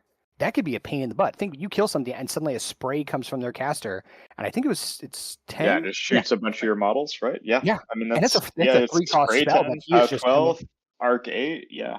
Yeah, and you have to think about that. That can be just ruthless. Now, I have to look up if you can arc something out of activation. So, for example, like my thought when this, but I have to talk to someone who can, because I'm not used to casting spells on someone else's turn. But if you could arc through a Vipex with a Howling Flames, that could be just ruthless, because you're just going straight on in, and you're doing this on your opponent's turn. So it's not like you have to worry about on your turn. This is your opponent's turn. And I think that's going to be a really, really good thing. And then you also have... So I think Execration of Blackest Night is going to be pretty cool with this, right? Mm-hmm. Like they charge you, they kill one of your models, and then you pop the defensive buff, and you didn't have to spend 3 for it, right? And so I think that'll be pretty interesting. Veil of Mists could be really irritating, right? Like they block a charge line in the middle of your turn in a way that you weren't expecting. Well, also remember, so one of the cool things is it's not cool. They took his rack. He had 3 rack options, and they gave it to 2, but they also gave him Breath Stealer. And that Breath Stealer is going to be great. Mm-hmm. But now he can just do that. He doesn't have to worry about changing out his rack, because I think that's going to work in with his play style. Then the fact that they also boosted his gun, which is the Howling Flames, and they boosted it up to 13. And is 1 point going to be a killer? No, but it's going to give him options to remove things on the board or to do additional damage, which then when you're working in sequence and the synergy all works together, I think it's going to be really key for them. So I like what they've done with them. Now, there were some changes that they did that I think are good, but they're not necessarily buffs. So what they did to the Wraithwing Paragon, where they took Hyper Aggression and Shield Guard, I don't think it was supposed to be a super aggressive piece. I think it was supposed to be something to help be a defensive thing. Now, I still personally feel like this should have been a War Beast, but that's, I mean, you can ask any of the Chimera players, they're all going to tell you it looks like it should have been. But some of the things that they also did, so you have that's one of they did with some of the solos they did with the Wraithwing Paragon. But then you go into the Wormwind's Shadowmancers. Now, yes, they did take 5 boxes from each of them. They also made them cost a point less. Now, I think they were a little over-tooled to be what they could do and have 5 hitboxes. I think having 1 hitbox, because you're not necessarily supposed to play them all the way up front, I think that's a better way to do it.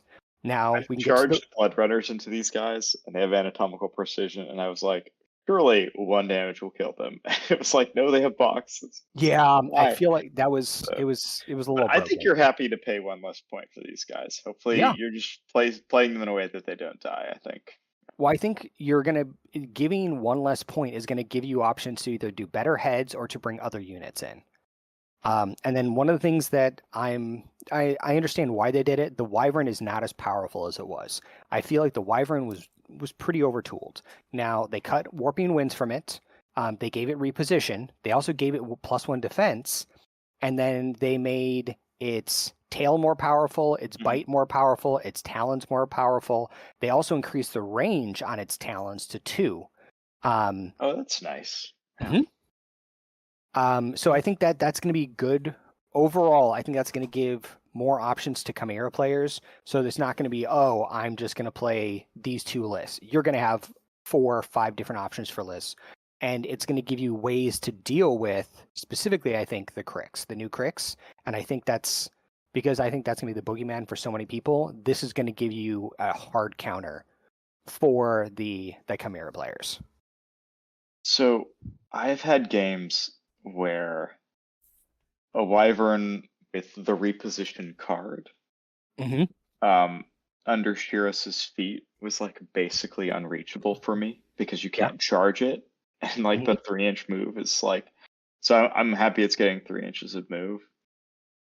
It's getting more, I think in general, the damage went up slightly based on the melee weapons. Yes, all of them gained at least 1 point. And reach too. Yeah.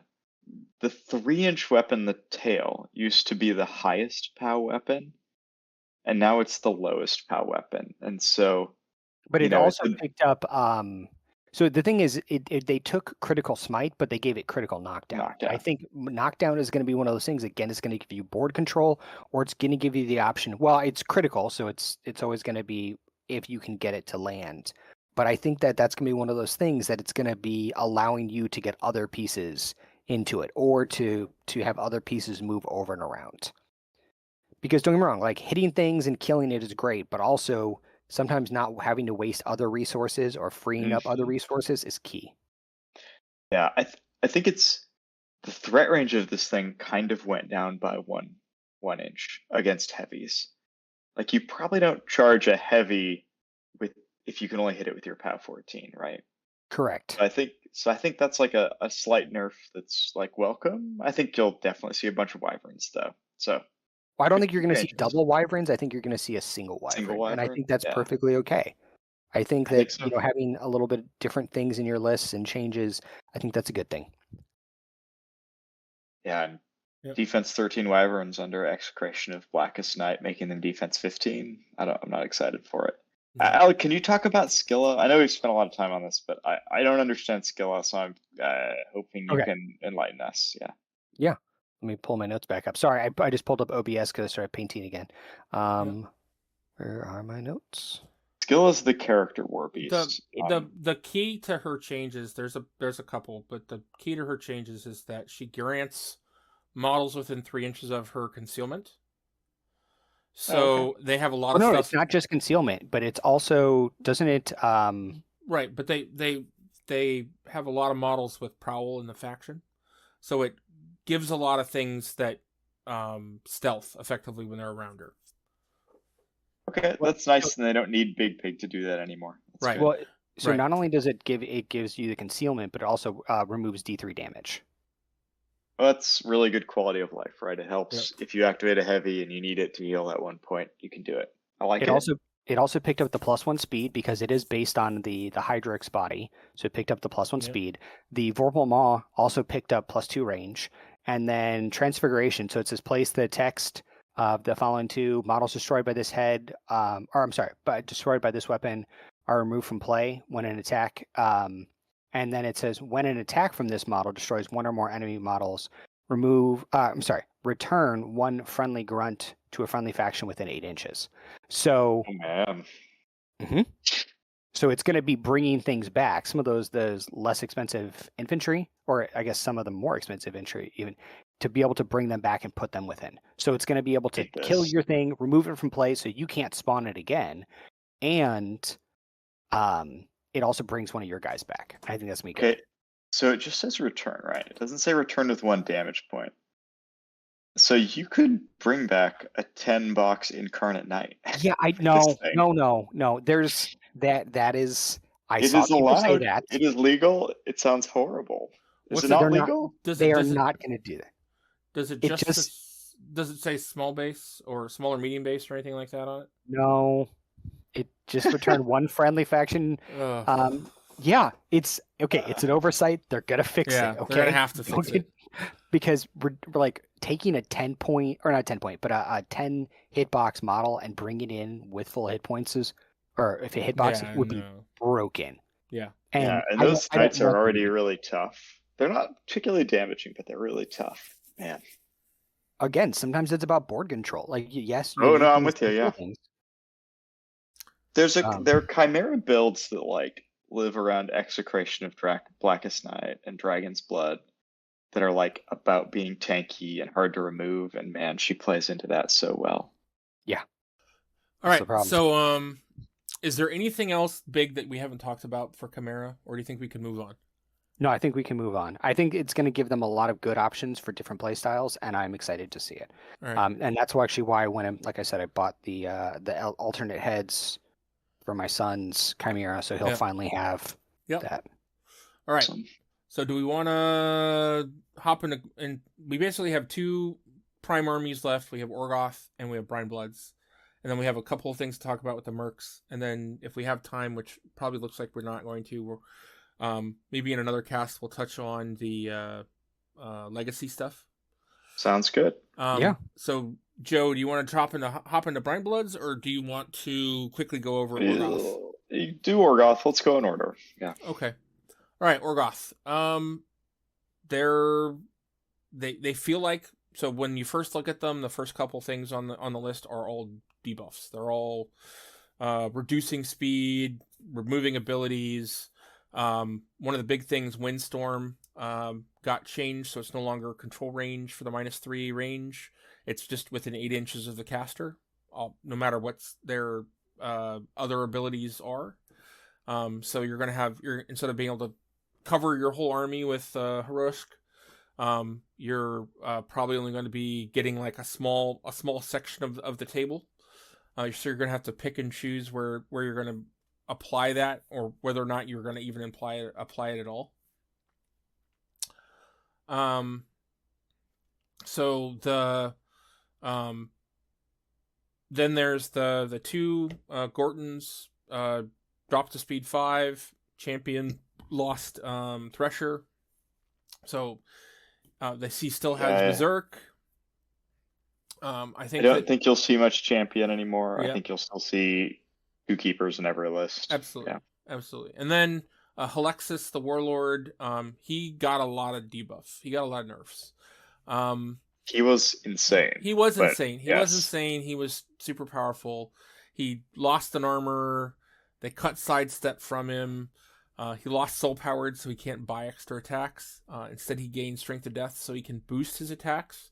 So because he has Berserk, at least if he hits a model and kills it, he'll be able to. He can, and gets a soul token. He can then use that to boost the next attack roll and keep boosting, so he keeps hitting, or boosting damage, so he has a better chance of killing things. The biggest problem is that because Savagery's gone, he's going to struggle to kill tough models in this way. One tough model is going to end his chain, and he also isn't going to move around with sidesteps, so he sort of charges in, stuck where he is, and as soon as a model passes a tough roll, it's over. Well, and he also, Lucky Penny got combined with Grave Digging, right? So it's not as easy to start him off with a soul. Exactly. And you can't buy an attack with a soul. Correct. He was way overtuned. I think you'll still see this guy. I'm probably not going to play with him, to be honest.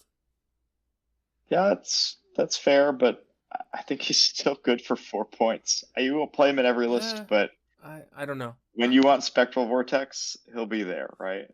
I guess. Like I don't know. I really think that there's better options at 4 points. I would play him with I think he's still good with Rusk. I think he's still good with Butcher. Like those are the places I'd be looking at him. He's a great 4 point solo to bring back with Butcher. Oh yeah, absolutely. He is for that. Yeah. So I don't know. He's no longer insane. We'll see. I have a lot of bad feelings about this guy, so happy he got changed. So, sorry, keep going. Yep. Harusk lost the 4+ tough from his feet. Got the real light touch. Real light touch, which is a little surprising. I was expecting him to like have his take a point of damage to reroll attack or spend a focus to reroll attacker damage was going to be for his battle group. I was expecting more to happen. The fact that they only cut the 4+ tough, it does actually This matter was the a caster bunch. that had the 40 that had like the 70% win rate at WTC. Yeah. Right? And a lot of people, at least a lot of Orgoth players that are sticking with Orgoth or people that are moving to Orgoth, still think that he's going to be your first choice. I think he is. He's still +3 arm. He still lets you reroll attacker damage roll. Yeah, I mean he's still really strong. So his nerfs were in Windstorm and other models changing, but right. Yeah. So and then the other big nerf for the army is the Sky Bombers. The rule strafing run, which also applies to a Signar cavalry model, changed. It used to give you an extra die to attack and damage, drop the lowest, and now it's just for damage rolls. So and it's full die, right? Or no, it is. Is it drop or is it? It's drop. Die? It's add one, drop one. It is add on drop one. Yeah, okay. It doesn't say it in the thing, but if you actually read the text, it does. Because they just changed the sentence. Right. Okay. Exactly. Pretty much everything else for Orgoth is a buff. The Garlgas went up to speed 6 and gained repairable. One of the cool things about that is that it also combines with the Volker Forge Master, 2 of his abilities. He has Exorcism, like the Dusk support unit we talked about, and defensive measures got changed from Warjack to Cohort. So he can now remove enemy upkeep spells and animi and give the Colossal spell ward and stop it from being targeted by spells that force it to sacrifice movement or action or shorten its speed, or there's a bunch all the armor debuffs. All the armor debuffs. Yeah, it's really a great good thing for that. It also, with defensive measures, you can give it Shield Guard. So if you had run 2 of these Vulcan Forge Masters, you can do 1 of each on it every turn if you want to. Or I mean, there's a bunch of options now, and it really makes it more interesting. So it's speed 6. It has Shield Guard, so if you shoot anything around it, it's going to Shield Guard it. You do some damage to it. It's now speed 8. You're playing with Butcher. It's now speed 10 with Hunter's Mark. So it definitely can get there. And one of the coolest things about it is one of its this being the year of Colossals and the year of huge base models coming back to the game in a big way, one of its sets of claws has an extra die against huge base models. Sick. So it's definitely going to be like one rounding those things. Yeah. One of the things that some of the other podcasts have said is that he's definitely sort of like a bully for Colossals and big other big base models. So he's going to force you to pick and choose whether or not you want to put them on the table against it. And it could be a real threat going forward. I'm glad. I want to see these things on the table. Yeah. It means that I have to get one, which is going to be rough, and then paint it, which is going to be rough. But it's a sweet model, and it'll be worth it, I think. Another big change is Kishtar. Kishtar, who was kind of lacking.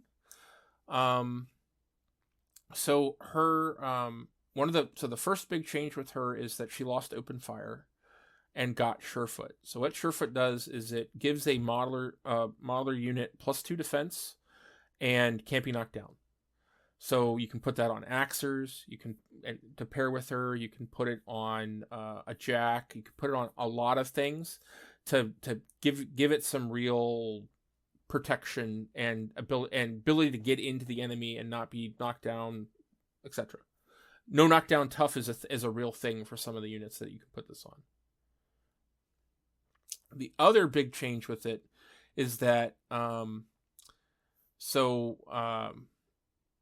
feat changed so that instead of only affecting models in her battle group, it now affects all friendly faction models. They all gain an additional die on attack and damage rolls, drop the lowest. So basically, her feat gives her army signs importance for a turn. It's really good. I can't believe that was ever a spell. It's Yep. absolutely worthy of a feat. Yeah, and there are extra effects on top of it. So Yep. And she also gives them Repo 3 and some other stuff. So yeah, it's good for change. Everything. It's a great feat. Yeah, it's a good change. Moloch dropped to 16 points, and his Soul Taker ability became it's off his head, so it doesn't ever go away, so he can keep his souls and play with them, which is a good change. The Siege Tarrasque sort of got a side debuff / buff, so he lost Brutality, which is the thing that lets him buy extra attacks with his rage tokens, but then he also got it added so he doesn't just get rage tokens from enemy models attacking him and damaging him. He also gets it when he kills an enemy model. So before, your Siege Tarrasque had to like sit there and get shot a bunch to get rage tokens, and then do things, survive, and then kill things. And so now it can go in. Your opponent could choose to just ignore it, right? And now then it wasn't very threatening, and then or they could just straight kill it. Right. Now it can go in, kill some models. It still has 3 POW 16s. Very easily make it POW 18s or even POW, I think, up to 21s, because it gets extra damage for every rage token on it.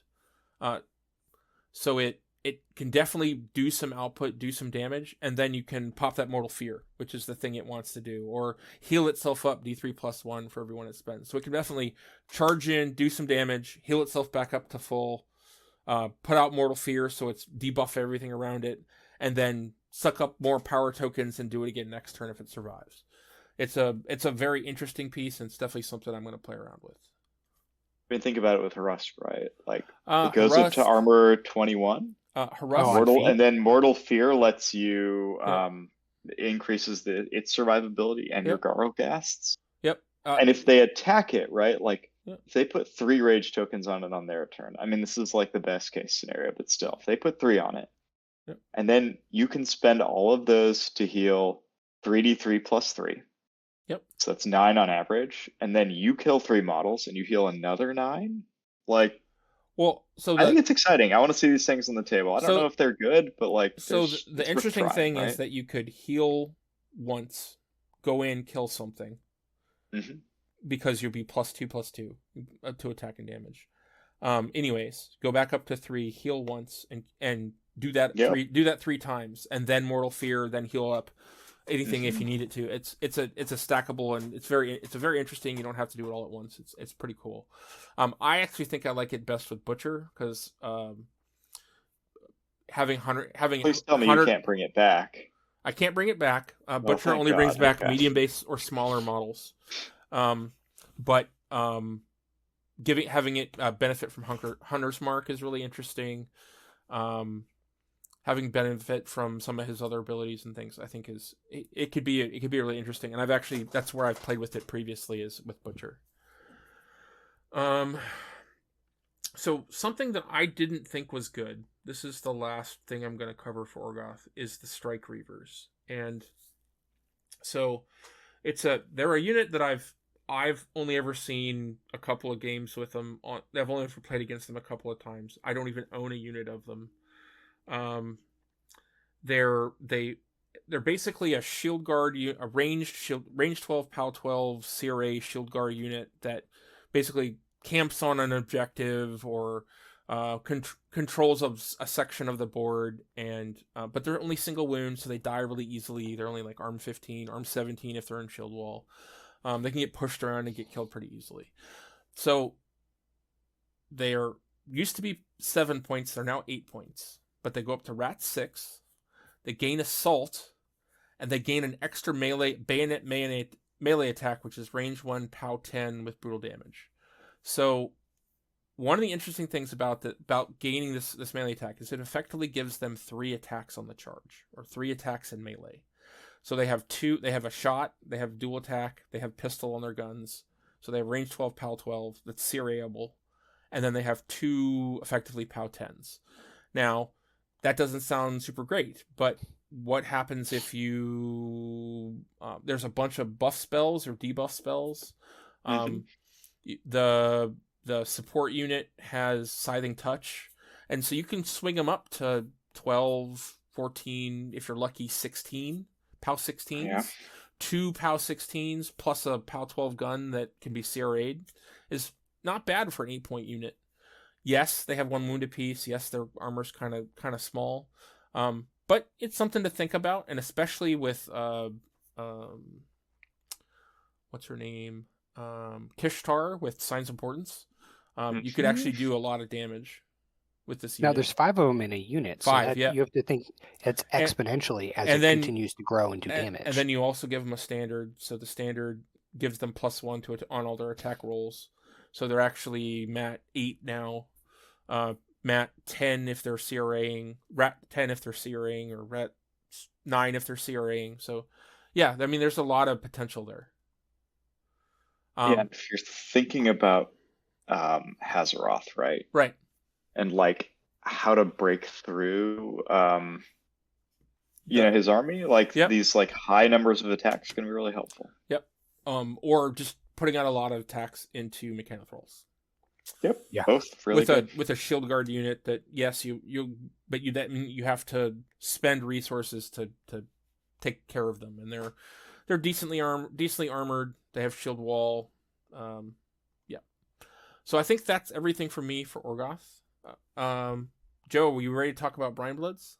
Yeah, I'm gonna go real fast. Okay, I have a couple. I have one thing when we get to the Reef Troll and Firequill. I need to talk about them together because there is stupid combos. Okay, so the Abyssal King. Okay. Got some buffs to. Mm-hmm. So I think the almost everyone agrees the best way to play the Abyssal King is the cheapest chips. Like you choose the cheapest option. They're all the best in all the arms. He got some buffs to the head. So they reduced the cost of the head and they replaced its animus from Ornery, which is retaliatory strike. So that you damage them when they hit you, to counterblast, which is the same kind of thing, but more flexible. Yep. So I think that's really good. The Powder Cask is the arm you didn't see. It's the short range arm, but it's got an AoE 3. They improved the POW of it from 8 to 10, and they added crit fire. I think you could maybe see the Electro Lure head now, but I think in general you probably still build the same. Let's see. You wanted to talk about Firepool and the other guys, so I'm going to keep those for last. Okay. The Deepborn Dire Troll, they did the same thing they did with the Dire Wolf, where there was a really nice 12-point version of it. Mm-hmm. And they increased the cost of that version to 13 points. So the Shark Skull Gauntlet changed from cost 3 to 4. And I think that was like kind of the default arm on that side. It was, yeah. It gave you a shield. The other 2 weapons were like expensive guns. So yeah, so they've increased the cost a little bit of that most obvious option. Mm-hmm. I'm pretty excited by the Lunker. So I think Minnow is really good. It's the cheapest option on the back. Mm-hmm. It gave you free charges and free running. Lunker now gives you Prowl. And the Deepborn Dire Troll has Amphibious. Yep. And so if there's water terrain on the map or a forest, you can take advantage of that. You can bring the Spirit Shamans, which make water, so you can get a stealth heavy if you want that. That's the combo that a lot of people are talking about that I've seen. Yeah, so I think that's pretty exciting. I don't think it's broken, but I think it's like a thing that I mean there's a decision to make there. Do I want the cheap aggressive head, or do I want the more defensive head that'll be really useful sometimes? That'll get him there. Yep. I'm interested in trying out the Squid Blaster now. Yep. They've reduced the cost from 6 to 5, and they've made it a spray 12 instead of a spray 10. Mm-hmm. I think it's a potentially compelling option as an alternative to the Shark Skull Gauntlet. So I'll be trying them out with Firequill. We'll see if it sticks. Yeah. Supposedly the crab nets are pretty good as well now.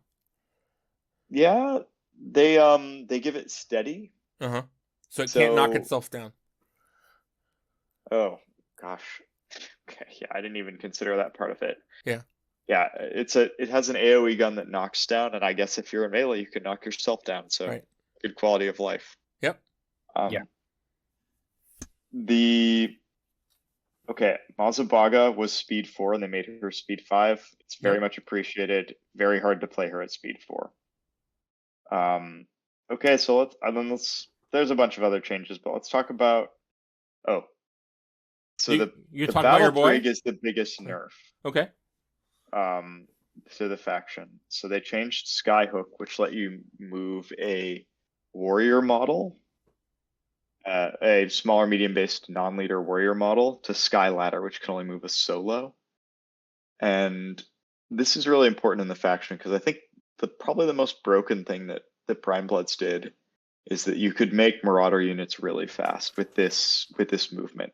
Mm-hmm. So you can think of it as a +2 speed buff to any unit in the faction. It'll let it lets the Marauders, in particular with the Bosun, charge 14 inches, so they're as fast as the fastest cav in the game, which is like pretty wild on an infantry unit. It's really good with the quartermaster as well. It lets that unit charge 12 inches and then shoot a bunch. So I think this is a really big nerf. Didn't it go down 2 points as well, though? It went down 1 point. Okay. It got the standard airship changes. Mm-hmm. It gained flying high, so it's more defensive now. Yep.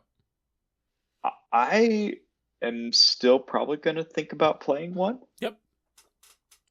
I think it's still a good model in and of itself.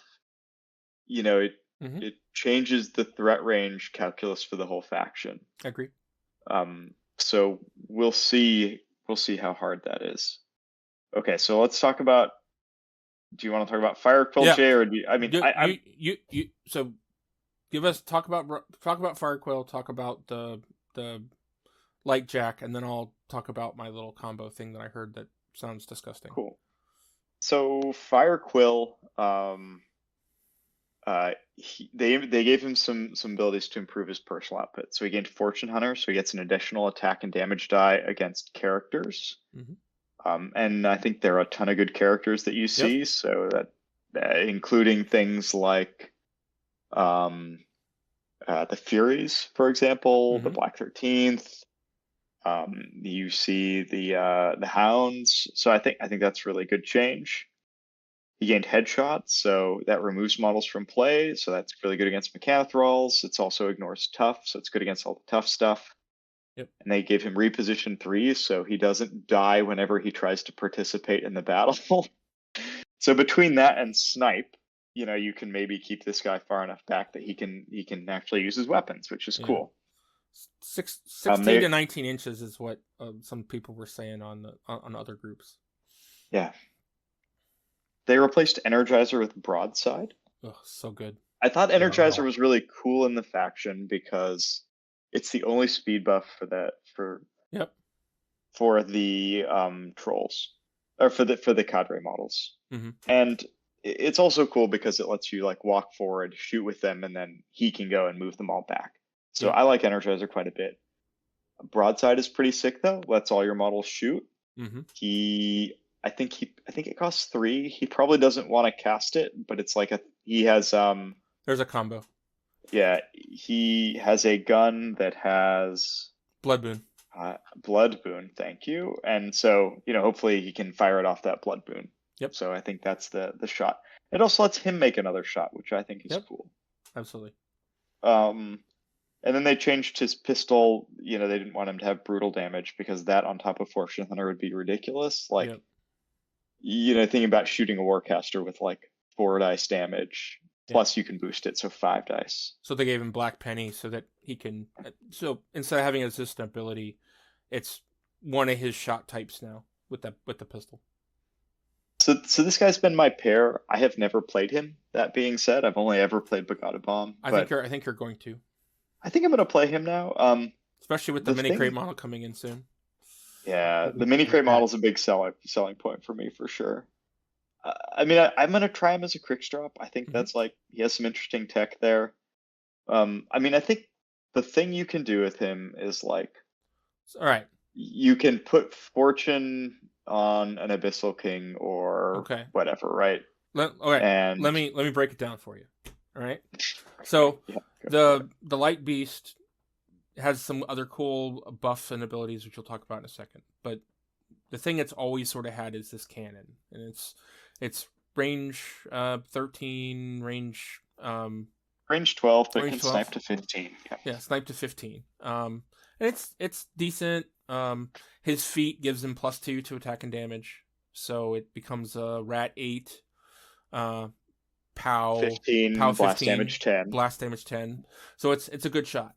But now, and then if you take the dirge makes it rat 10. So it's going to hit. It's got a good shot to hit. It does some good damage.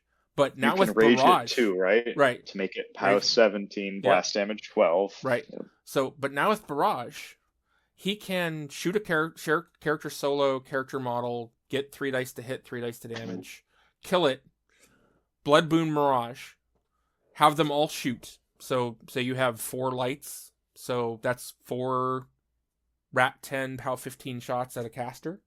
That's that is range 15. Or at any unit you want, POW 10 blast damage, doing good amounts of damage. Then they get to activate and do it again with boosted attack and damage rolls. You also take the squid, and the squid gets to shoot an extra shot, and then all its shots. So one of the guys from Warmachine that I was listening to figured out, and he figured out there's a good list that you can get about 15 range 15 POW 15 shots on a caster if you want with this combo. Seems good. Yeah. And that's even if you had 10 shield guards, that's still 5 really good damage rolls that has a good shot of hitting and doing good damage to an enemy caster. So I'll put a little bit of water on it. Okay. There's an order of activation awkwardness, right? They all need to, if you want to get the full combo, they all need to be in range of that aura caster without snipe when they active, but when they start, right? Okay. So it's a little bit hard to shoot like a specific target, right? That's like your opponent has put their warcaster within 12 of all 4 of these things. That being said, I still think this is really good. Well, I actually kind of want to go the other way. I only want to play one of them because like you can shoot it itself, you can broadsides, you can open fire, and Mazubaga has ancillary attack. Yep. So you can shoot just one of them 4 times. Right. Like, it's pretty good, right? Yeah. Like, absolutely. Yeah, but I mean, I think you're right. I think there's a lot of interplay with him and the shooting beasts in your army. I mean, heck, you can put the Frogger in a good spot, and have him shoot with his tongue and pull something make the in. Frogger full pour 4 things in, right? Like, exactly. So I'm excited to try them out. Yeah, I'm curious whether the best list will be like max reef trolls or it will be like 1 or 2. I don't know. Yeah. But I think that's like part of the fun of building Right. these things. So I think that's it for Troll Bloods. Well, that's I mean, so the one other thing I'd mention is that the Reef Troll now has they tweaked its melee options, the cheap melee options. So there's now an 8 or 9 point duelist, charge for free, lightning strike, hard hitting melee version of the troll as well. That, defense 14 in melee, has unyielding. I mean, it has some options. They buffed all the melee options for it, and you can put that with Ragemonger. You can put a couple of them with Boom Howler and get the extra defense. I mean, there's some really good combos there with a couple of light beasts. Okay, yeah, Boom Howler's interesting, right? Like Right. a defense 16, right? Right. I have trouble imagining this thing as an offensive thing just because speed 5, 1-inch melee, like, Yep. I don't know, like, what are we doing? But yeah, I think the defensive, like, you can just make a really cheap one that's 6 points. Yep. Holds a zone, hard to trade with. If they don't, it can go in and fight some stuff. Yeah, it seems good. Yep. All right, so real quick, let's talk about the mercs. pretty much there was a couple that like went up a point, went down a point. I think Alexia going down to 4 points and giving her sucker makes her a little more playable in Winter Corp. Ellis Garrity got his Gravewalker ability where he can teleport 5 inches after he casts a spell, so he's a little bit more survivable than he was previously, and has a little bit more presence on the board. We talked about the bombers and the Sky Raider. The other 2 big ones are Warbore, stayed at Rat 6. We aren't sure if he has volume fire anymore or not, but his gun changed to... I think he does. I think he does, because it didn't say take away. I know, but it would be the only gun that doesn't have a D3 shot anymore that would have volume fire in the game. I think he still has volume. I think he has it. All right, well, he's now range 10, rate of fire 1, and has forced reload 1. So rate of fire 1 per cannon, so he can still shoot. So he has 2 shots, really 3 shots that he can boost if he wants to, and then he can get a 4th shot with an extra boost on attacker damage somewhere. So I think, you can still fire 3 boosted shots like you did before, right. And then you also can get a 4th, right? Which is unboosted damage. Yep, I think that's reasonable. I think it's reasonable. I think it's reliable. It's reliable. It's not gonna, as an opponent, I appreciate it's not gonna randomly roll 5 attacks and just nuke me from orbit. Yeah. God, I think Dusk players absolutely plan on playing this guy.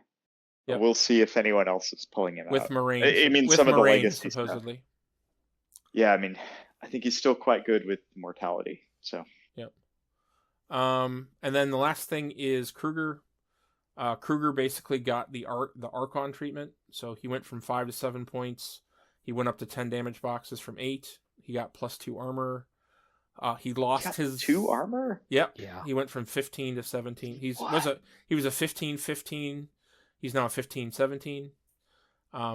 They cut the Burning Blight, which is the +1/-1 within 5 inches of him ability, which always had me confused when I was trying to use it. And then his spray went up from 12 to 13. So basically, he's more survivable. But he costs a lot more. He's more reliable, but when you commit him, he's going to die. He's a 7-point model that's going to die effectively when you commit. They gave him 2 armor and 2 boxes. Yep. Yep. Right. I don't know. And they also reduced for 2 points. There was a thing that also used to basically give you +1 to hit him, right? Right, and they got rid of it.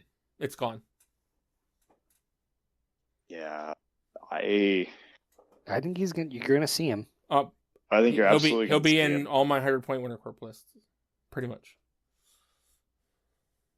because he's a good magic producing thing that I can because I've lost a lot of my magical output. So you'll see him in a lot of my lists in 2025. So he trades a little bit worse in that, it's a little bit harder to get. His offensive output didn't go up that much, so it's hard to get 7 points of value out of him. Right.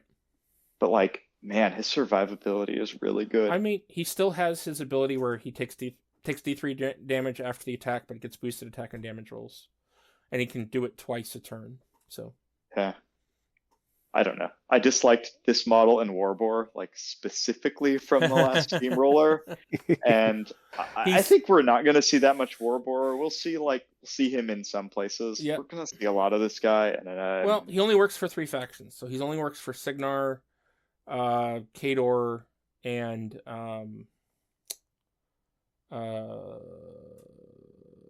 Dusk. You're gonna see him. Oh yeah, absolutely. I know. I will be playing with him. I need to touch mine up.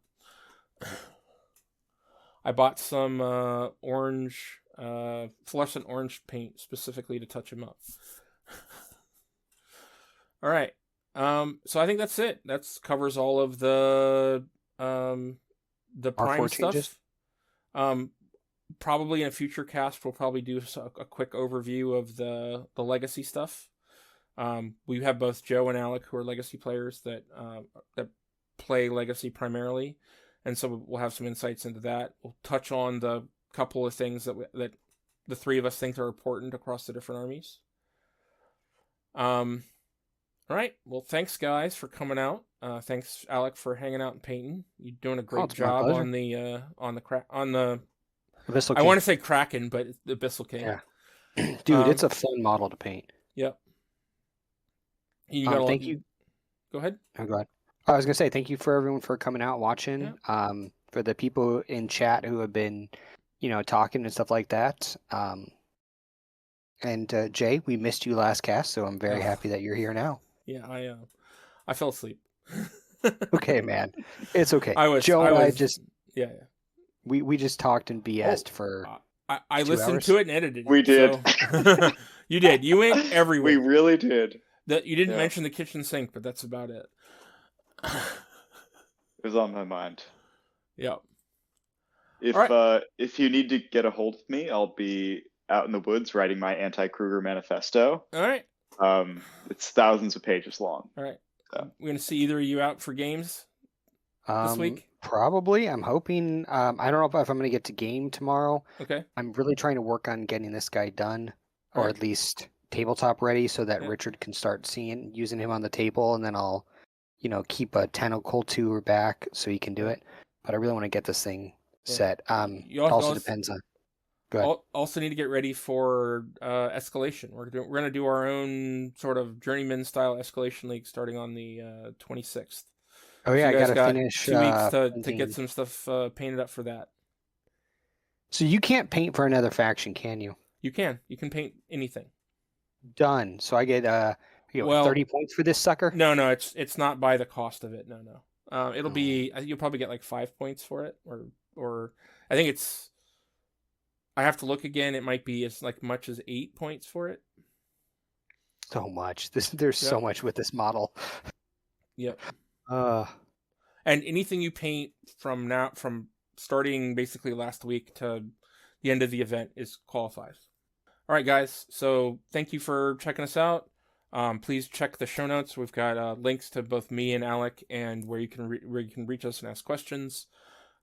Check us out on Facebook, on Instagram. We've been posting pictures of different things that we've been putting up. Some of mine, Joe's models that we painted at the end of the year are up there, along with some of the unboxing videos and stuff we've been doing. Thank you very much for joining us, and we will catch you all later. Bye. Bye.